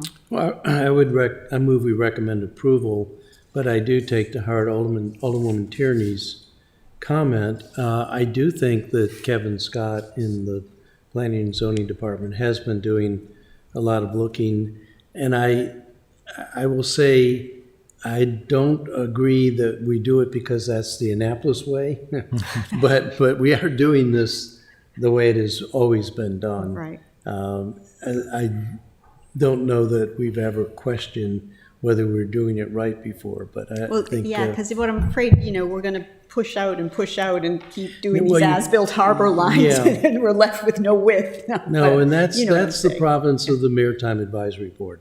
They're the ones that look at the navigable waters, and they Yeah. approved this with, they considered it and they approved it, so. Yeah, they have think that's unanimously recommended it, so. Yeah. Yeah, so it's just a Well, clarification that's that needs true. to be addressed. So I would make the motion that we approve, make recommendation that we, to the council, that they approve this ordinance. Yes. Right. Can we still ask for the clarification? Yes. Okay. Of course. So yes, with the clarification, I second. Okay. All those in favor of the favorable recommendation, please say aye. Aye. Aye. Aye. Motion carries, and Thank you. thank you for Thank you all. taking the time Thanks. to come out I hope to see you on Monday night. Okay. on Monday. We don't have a choice, but you do. Yeah. Godspeed. Okay, and I am cognizant of the fact that we skipped over your presentation, Ms. Guild, your presentation time, so we can go back once I find my agenda again. How time sensitive are 017 in particular? We have to act on everything else on here. Yeah, so I would recommend that we move to 017, because I think that's going to be quick work. Yes. And in fact, I would recommend that we recommend approval of 01721. Does it have corresponding stuff with it? It's just that one? No, that's the one that just relieves the responsibility for them to pay property tax in addition to paying 3 times the amount of the water bill. Okay, so let's jump up to 1721. That'll be easy. So I made a motion. I second the motion, so it's a favorable recommendation on 017. Okay, all those in favor? Please say Aye. aye. Motion carries. Now we're gonna go back, sorry, we're jumping all over here, to 01421, which is Resilience Authority. We do need to have a few things to get into here. We have some amendments from the administration. We have some amendments that I put together, along with, I think some of them came from Deputy City Manager, and Is your amendment for amending the administration's amendment for? Because we now have two. no, that should be 5. Well, we have 5 from, Well, before we get into that, let's start with the underlying ordinance. Are there any questions? So I thought we had a really good work session, and thank you, Ms. Gold, for all of the information at that session, along with the county. I'm pretty much good to go as far as legislation. I think I had all my concerns addressed at that point. I have some amendments that are going to close the deal. But any general comments on this, Alderman? I do. So it's not a secret that I did have some questions and concerns, and certainly the Financial Advisory Commission had those, but I ascribe most of those to the way the state legislature passed this and gave it to us. They did it for us. We are the ones that generated this request, and it came out of the Weather Together work done now several years ago. It would seem a little ungracious to ask the legislature to give us the power to do this and then complain about the way they did it. So, and we did have, as you know, because you and I had a good meeting with Jackie and Matt Johnson.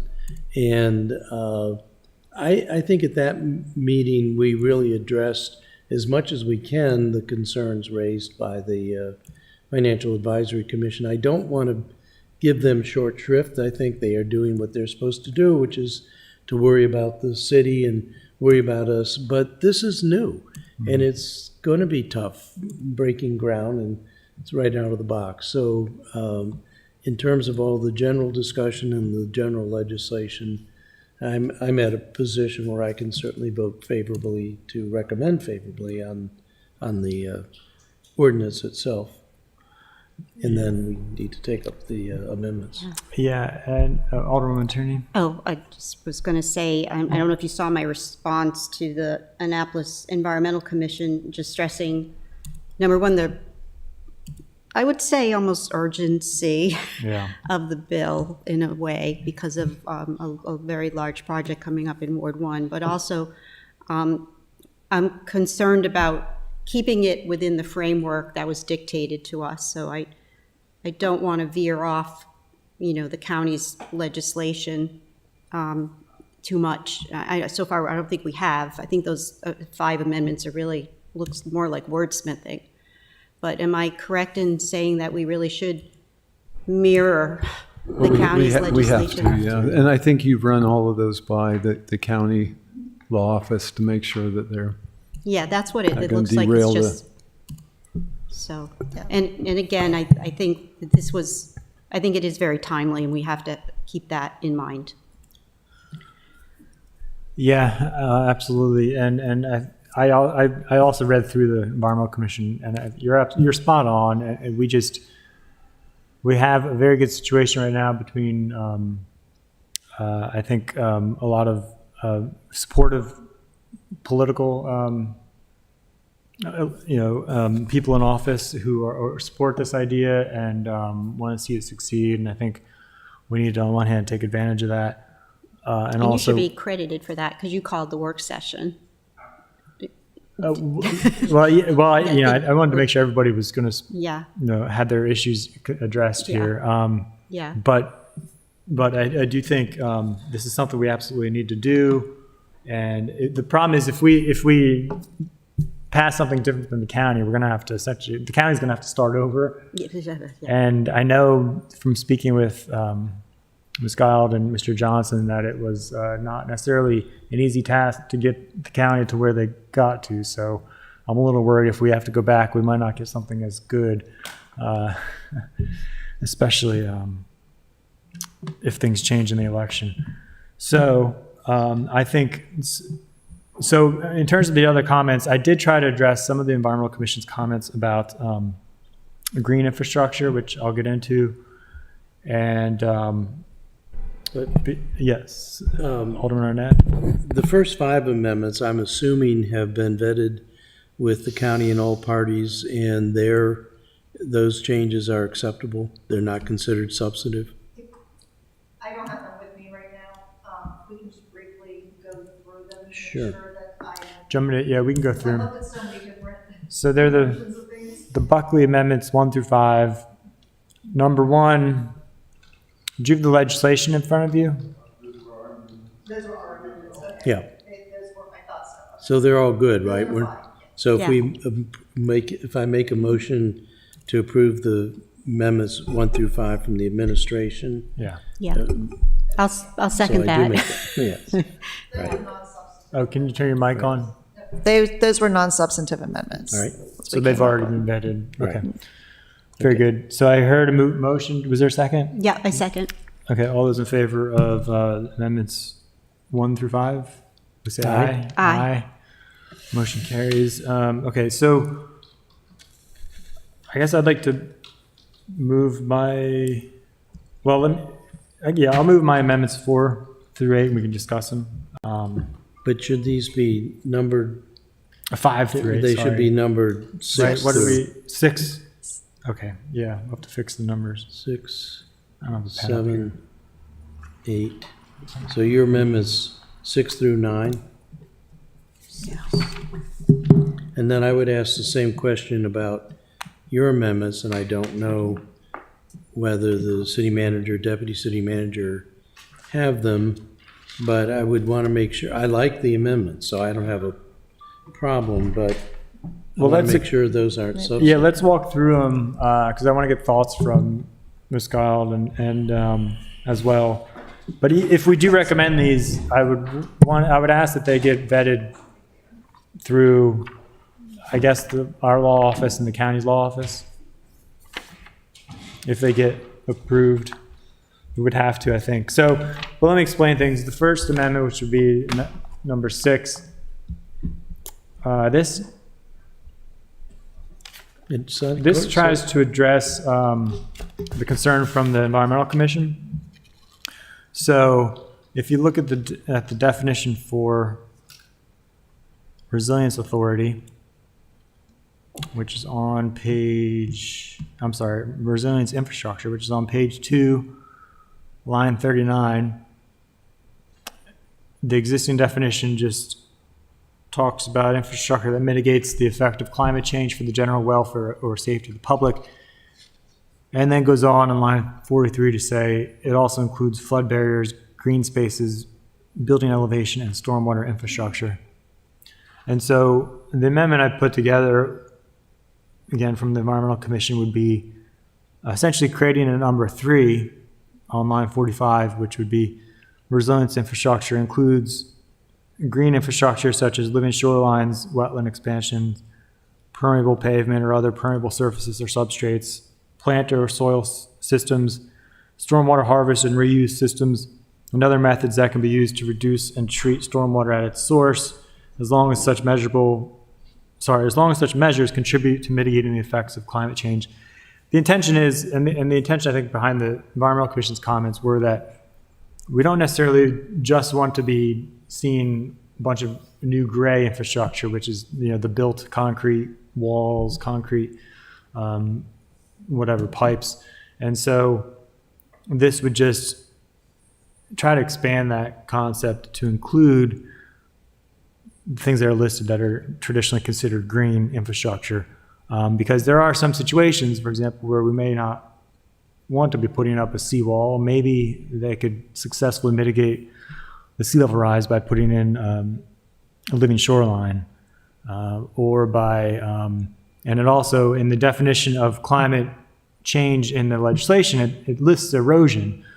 And so you have to think, if we're going to be talking, and it also talks about addressing increased rainfall events. So if we're going to be addressing increased rainfall events, that's not something you're going to be doing with building walls necessarily, right? That's going to be, we would hopefully push them in the direction of putting in that green infrastructure, putting in permeable pavers or anything, bioretention, any kind of method that promotes infiltration, as opposed to just building more concrete. And so I think that's the intention from the Environmental Commission, is just kind of state that resilience infrastructure includes those kind of things. So with that, are there concerns from my colleagues or from Ms. Kyle, Alderwoman Tierney?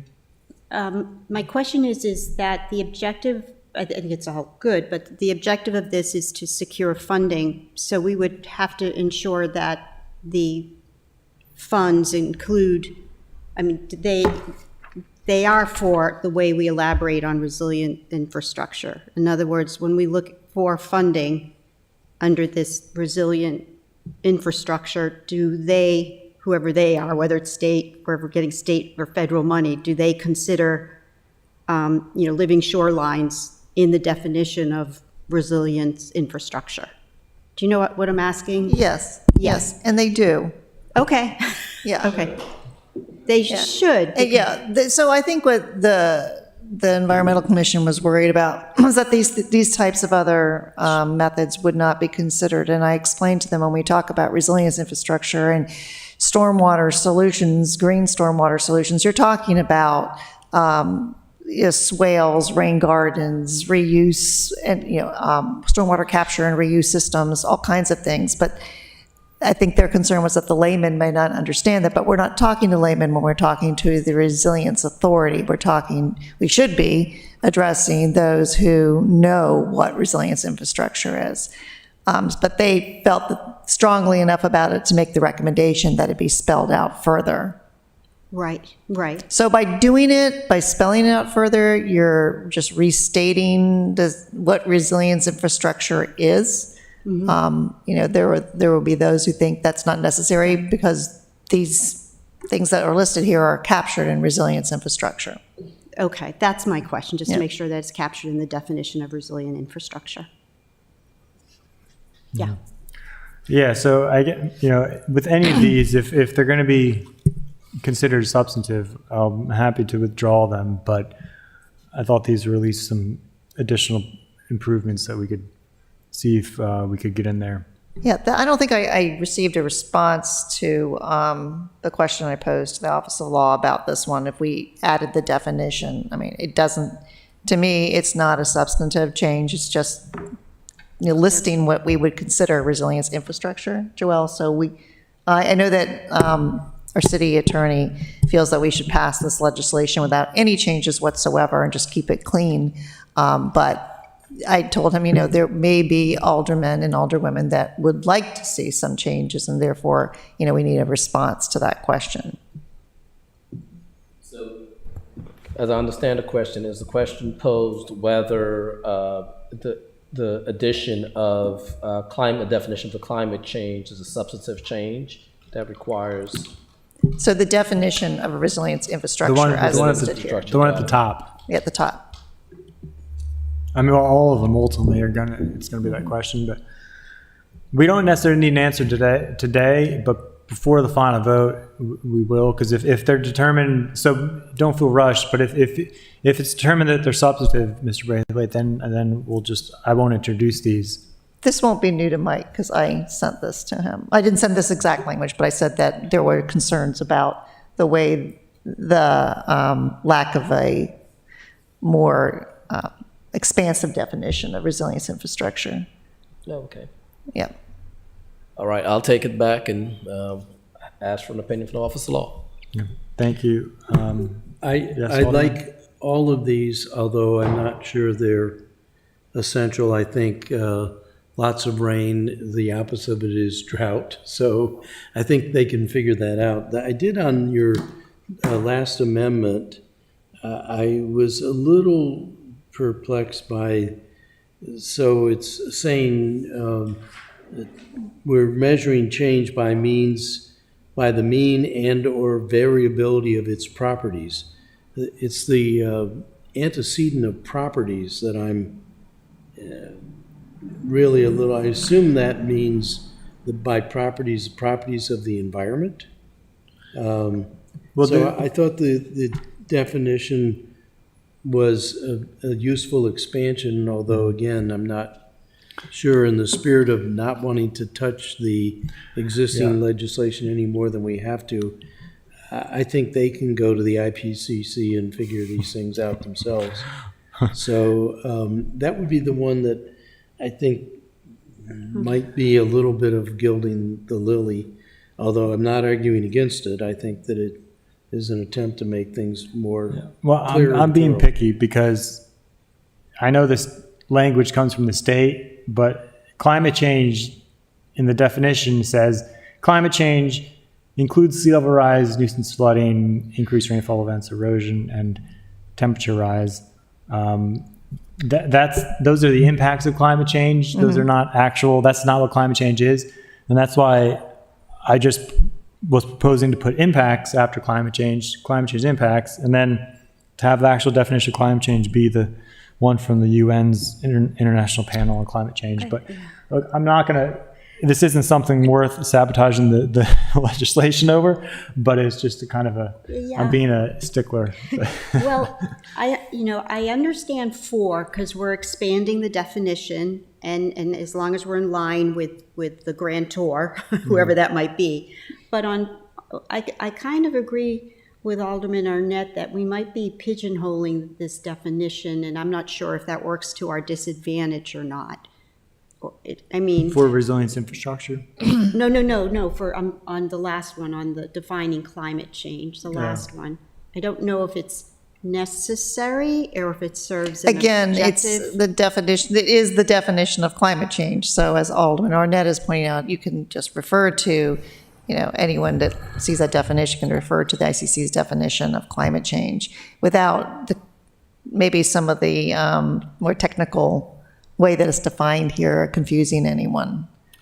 So, just as Joe Albright with the Office of Law, may I be recognized? Yes. The question I have is, does this statute, as currently composed, give anyone the authority to create regulations consistent with the statute? Because if so, you wouldn't need to create a definitional section, but the authority with whom you have granted the ability to create regulations can define the regulations and create the appropriate definition of climate change or even resilience infrastructure as necessary if there's a delegation of authority to that office to do such a thing. So the Resilience Authority cannot create regulations. It could, in its report, make recommendations to the city and county councils that they think regulations may be needed, but that's not really the focus of their group. However, the bylaws could be as elaborate and detailed as they choose to make them, and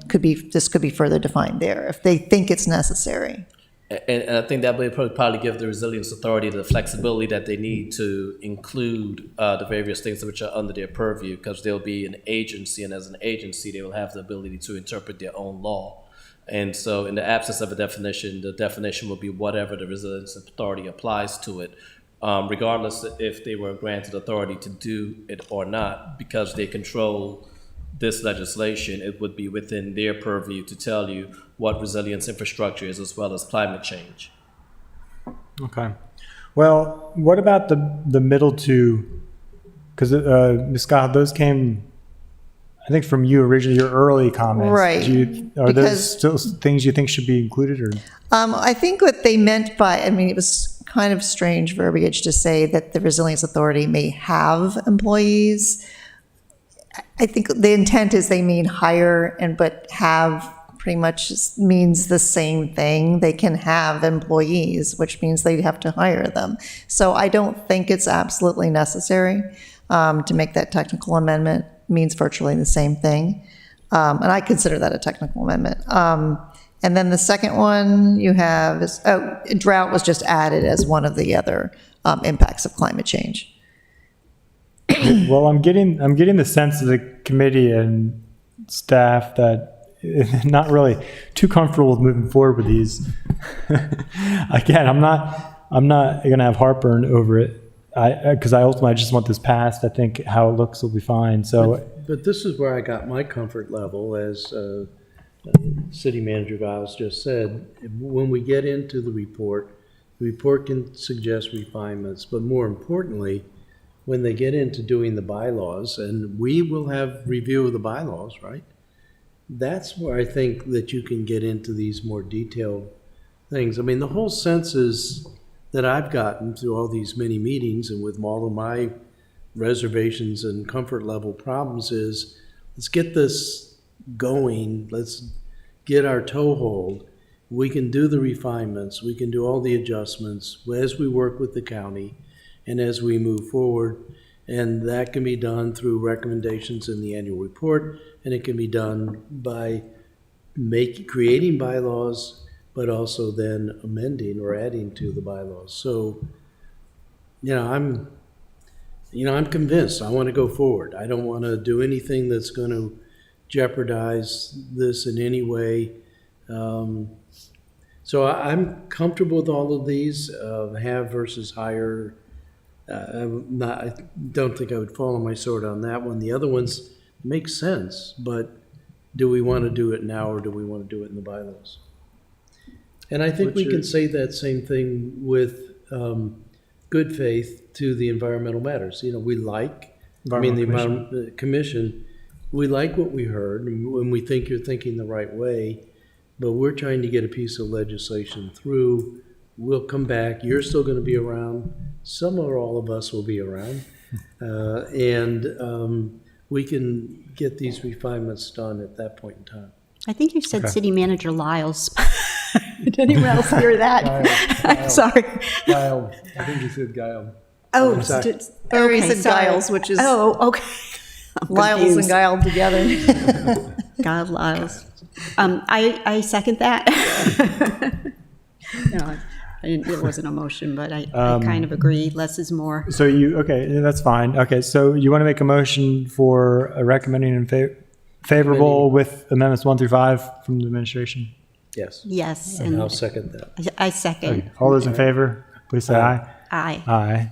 All right. All right, and so before everybody leaves, I don't know who wants to take care of it, but Mr. Gerald or Ms. Gall, but I just received a report that the Parkside Preserve developers dumping debris on the the utility road.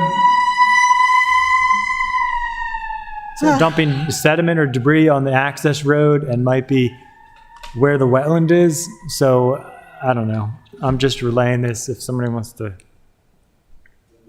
just double check what's going on over there. I know it's late, but in any case, that's it.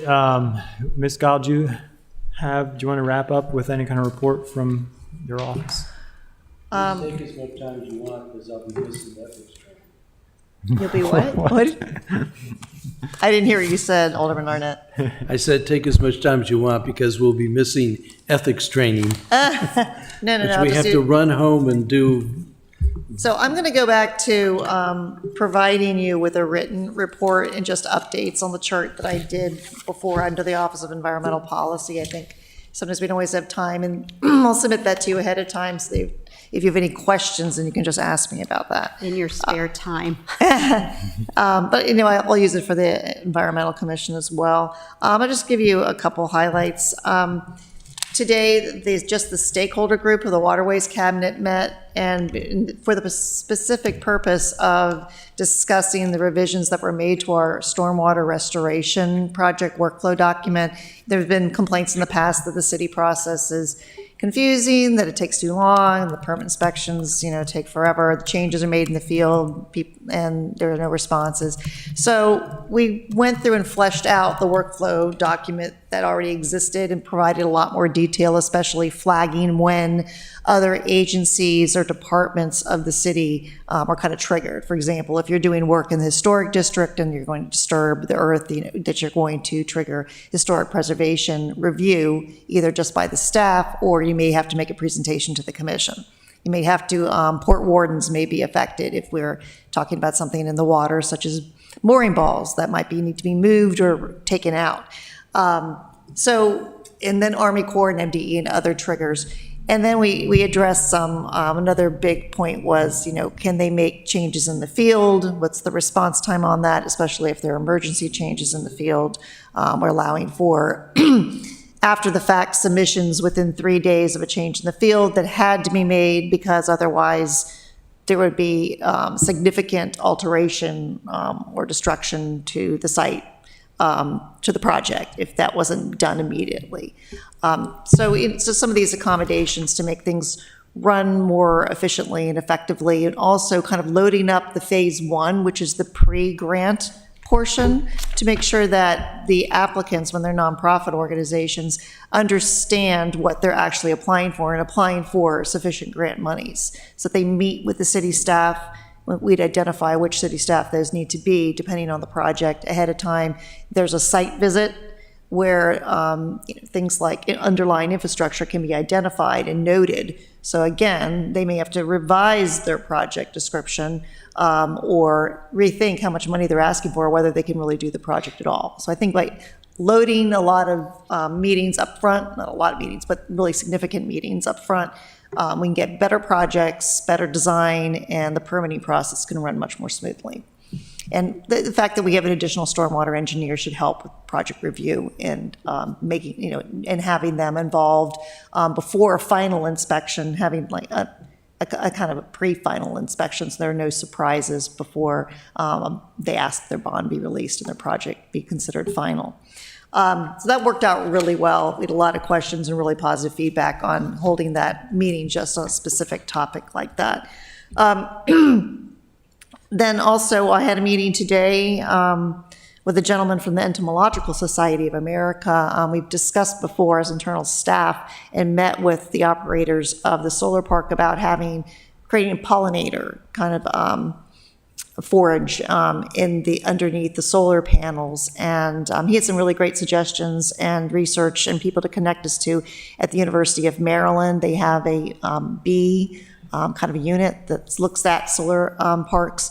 Apparently, and I was not aware of this, there was legislation, I think, passed in 2017 by the Maryland General Assembly that to promote pollinator areas in solar parks. And also there was proposed federal legislation. So we're looking into all of those issues and to see if we can get something going at the solar park so we could have a pollinator-friendly solar park, and I don't know if there are other parks such as this in Maryland yet. So that's another issue we're looking into for other examples. There is some preliminary research that's being done by University of Iowa, into the cooling effects of having green spaces located near solar parks and other electrical units.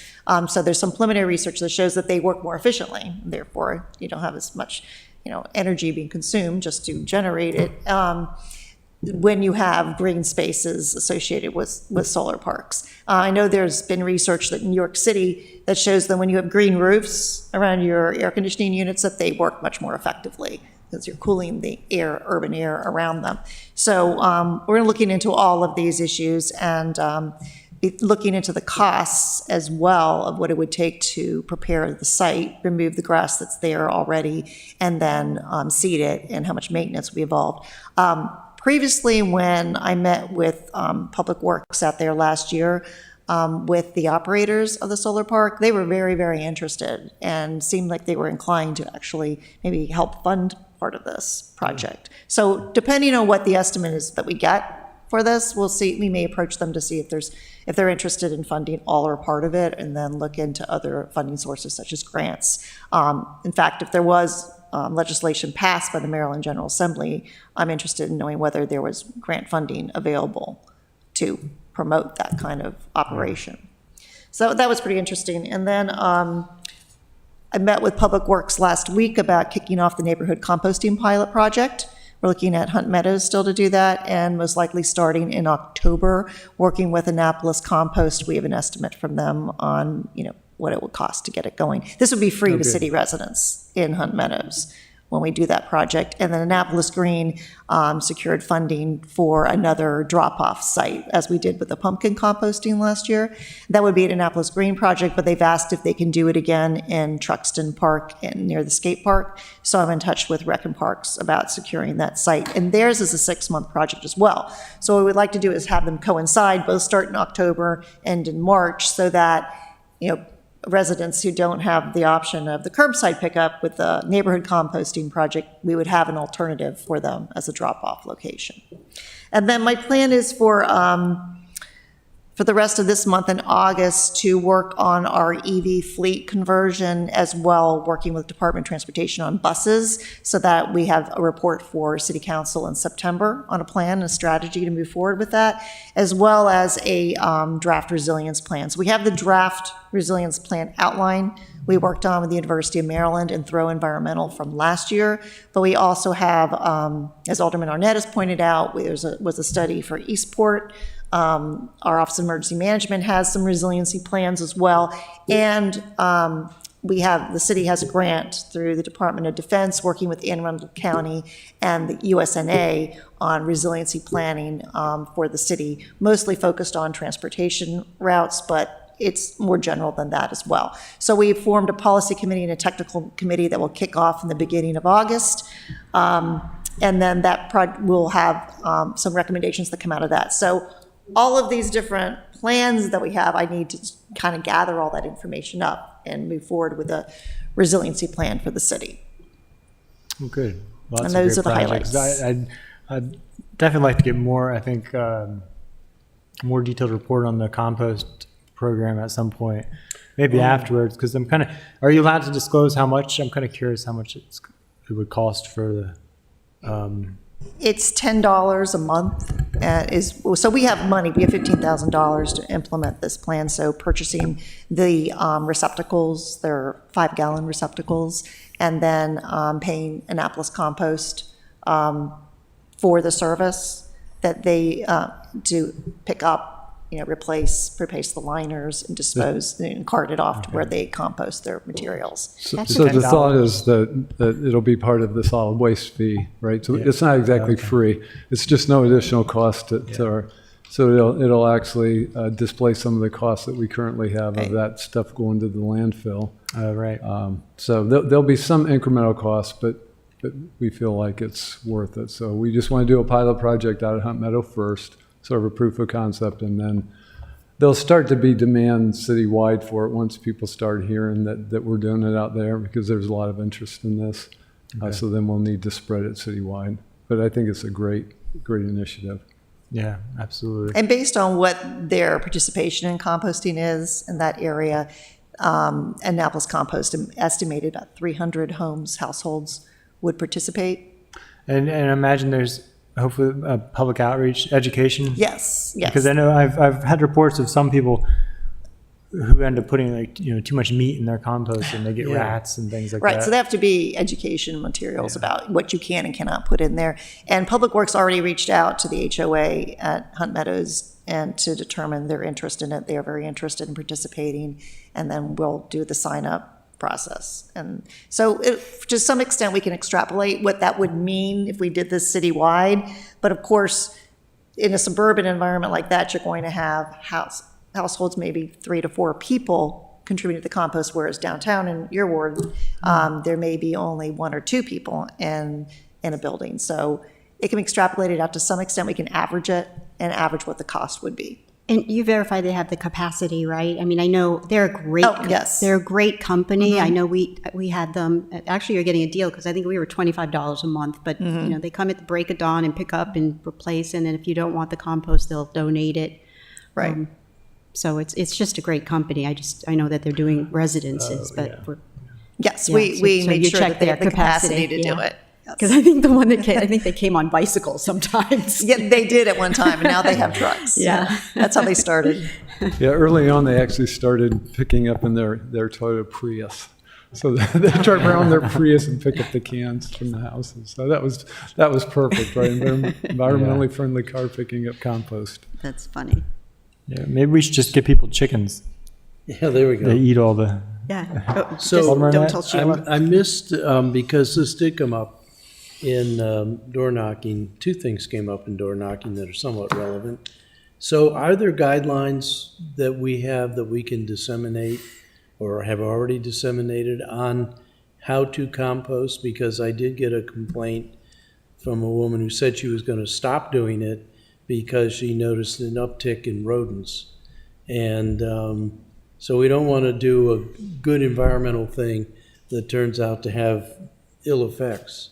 But she was backyard composting or in She her was composting all of her garbage. So she was bragging that she had like a bag full of recyclables. She didn't need to do any garbage trash can because she was composting everything. But then she noticed critters in the backyard. Yeah, so she was doing it herself. Yes. And she was probably not using a closed container. Yeah. Yeah. So that's the problem, because I've done it for years at my home, and it's got to be a closed container. Right. So the I varmints think can't get in I there. think that's Yeah. right. Otherwise, it's just a picnic for rodents. right. I've been doing it for 10 years and never had a problem. Right. You have to get a good container and not put meat in there, and you'll be fine. So does the city, this is an ancillary, different person, next door neighbor, complaining about her trash can getting beaten up for the regular garbage. Does the city provide garbage cans? We require everybody to put I things. I was mistaken when I said that. So we provide yard waste cans, and we provide recycling cans to encourage those commodities, but we don't provide trash cans, because we'd rather that they not have to use trash cans. So. Well, we might, but what they complained is that the trash collectors beat up their cans, so they have to buy 2 or 3 of them a year. And I said, well, that's because we're trying to sponsor Ace Hardware on Forest Drive. Support Jared Littman. Right, exactly. But Yeah, and but we how get much that would it complaint cost to just do that? periodically, but not very often. But sometimes we get that complaint. Yeah. Sometimes the cans look like they're in not great shape, so they disappear, and they put them in with the rest of the trash, and so Right. we get Yeah. that complaint too. So if we really want to encourage the blue can, the green can, and whatever the garbage can, gray can, Yeah. it would almost seem like we should have them as mates. In fact, you could team them up and wheel out all 3 at the same time. But in any event, that'd probably make it hard to empty. Well, the city we did in the past offer one free container, I think I have one with the because the one I magic had marker. got, the trash container was provided for free, but I think beyond that I had to pay. I don't think we've ever done not that I'm aware of Okay. trash cans. Maybe I'm thinking of recycling. We've but- done, yeah, recycling and yard waste. And No, because it has I'm pretty sure it has the city logo on it. So there's the green yard waste, there's the blue recycling, and there's 2 And different then I think the size black one is cans. trash. Yeah, I the think it's dark black. gray. And because it has, like, the city writes your address on the lid, and on the inside, mine has, Yeah. somebody did that. I'll Maybe check it's when only I for older persons. I'll check when I go home. I have to. Must have been before Put my So if trash you out. did, if you did Annapolis compost and your recycle, you really shouldn't have any garbage. You might have a plastic bag, but you can dump it off at Grawls, Yeah. and life is good. So I We ordered, still got In a all perfect the world. film plastic can't be recycled and can't be composted. So No, I we know, the still have plastic that. has to go elsewhere. plastic, Yeah, it has, and there are drop-offs at the supermarkets. There are, And yeah. CVS. Yeah. They But when stuff you- them up. when you order from Amazon, I just ordered a lamp post and a lamp light, and it comes packed in styrofoam. And even when you break it down, that fills up the trash can. So there's always going to be styrofoam. I guess we could just float it out in the creek and, All right. A quick question on the energy emissions inventory. Any update on that? That should be done within the month. Oh, good. Okay. Racine is working on that with one of our members of the Environmental Commission. Okay. Because I did receive an email request. I forget. I haven't read into it, but a request from a group to sign on to a pledge to get 100% of our energy from renewable. So I'd like to know what percentage what portion we get from the solar farm, and then if there's any remaining. I know we have the issue with brick pack and whatnot, but anyway, that's the first thing. But okay, good to hear. Oh, can I get Anything can I have else? 2 quick ones? Yes. I know you're going to ethics. Okay, after I called you a tree killer. 2 things. Truxton Heights, the upper, the headwaters of Spa Creek up there where the footbridge is and that, Spa Creek Conservancy has done a lot of work up there. But all of those, what's the name of them? The invasive weeds. Oh, the Phragmites? Yeah, they've all grown back, and I walked it with the mayor and a resident and myself last Tuesday, and I don't know how to get that on your radar on who does that. Do we ask for a grant to Spa Creek Conservancy, because it we have to come back and start dredging. And then when we looked across at Truxton Park, you could see, erosion and, Yeah. even Gab, we're looking at each other saying, who does this? I mean, who does this work? It's kind of, and it's Yeah, we do not have city staff that Yeah, does any of that type of Yeah. invasive I know. removal. So I think some of the, like Back Creek Conservancy has done some of it in the past, Spot Creek Conservancy has done work in the past, but when it gets really out of control, they usually try to get some sort of grant Yes. funding for that, because it gets really bad, it gets to be a larger project. The erosion in Truxton Park is something that it's on the radar, and that's going to be a very expensive project to address, but it's, well, it scared me. But it's one that Public Works has on their radar as, Okay. one of the Spot Creek projects to look Okay. at, but that one is going to be pretty costly. Okay, and then my last out of the box and do you remember the pool and the residents across that wanted the sound barrier and, that we did? So we're getting a lot of pressure, not pressure, but we're getting a lot of, pressure to increase our tree canopy. So, what would be a real win-win is that's a place where we can plant trees. Just have a line of trees at on the spot, on the creek side of the pool, as that sound barrier. But then again, who pays for those trees? But, we're looking for places to put trees. That's I all. was going to say we're always looking for, so the issue is not who pays for them, it's where can you actually plant them, so. Well, that's that where might I'm be a good thinking spot. is- Right, If so we- that could also be a project, we're kicking off Replant Annapolis, that program where we're engaging communities and training them how to plant trees and care for them, and putting money into that program starting the end of this year, for fall planting. So we're working on, the memorandum of understanding with Watershed Stewards Academy that does the program for Anne Arundel County, same type of program for Anne Arundel County. They'll be working with us on our own program. So that could be an area where we get community members to help us plant trees, and it can be funded through that program. I want it to be identified as a opportune tree planting area. Okay, so I'm making a note to talk Like to Brian sound- Adams and about it would that serve as a area. sound barrier. Yeah. Okay, I was not aware of the complaints there from the residents, I mean, so. it was one of the criteria. It wasn't. They went through. We went through. We were the pool. We went through a special exception, and that came up, and it was not feasible to have any sort of sound barrier. And the thought was, well, we could have trees to be a sound barrier, because there's amplifications on the pool. There's Sure, kids, I don't, don't shoot the messenger, but it's a good place to plant trees. It would serve a purpose. Okay. Well, thank you. Anything else for the good of the order? All right. Any motion to adjourn? So moved. All right, second. All those in favor of adjourning, please say Yeah, aye. geez. I Aye. thought I left construction. I'm getting all fired up. Aye. In favor of adjourning, What word? please say aye. Aye. Means adjourned.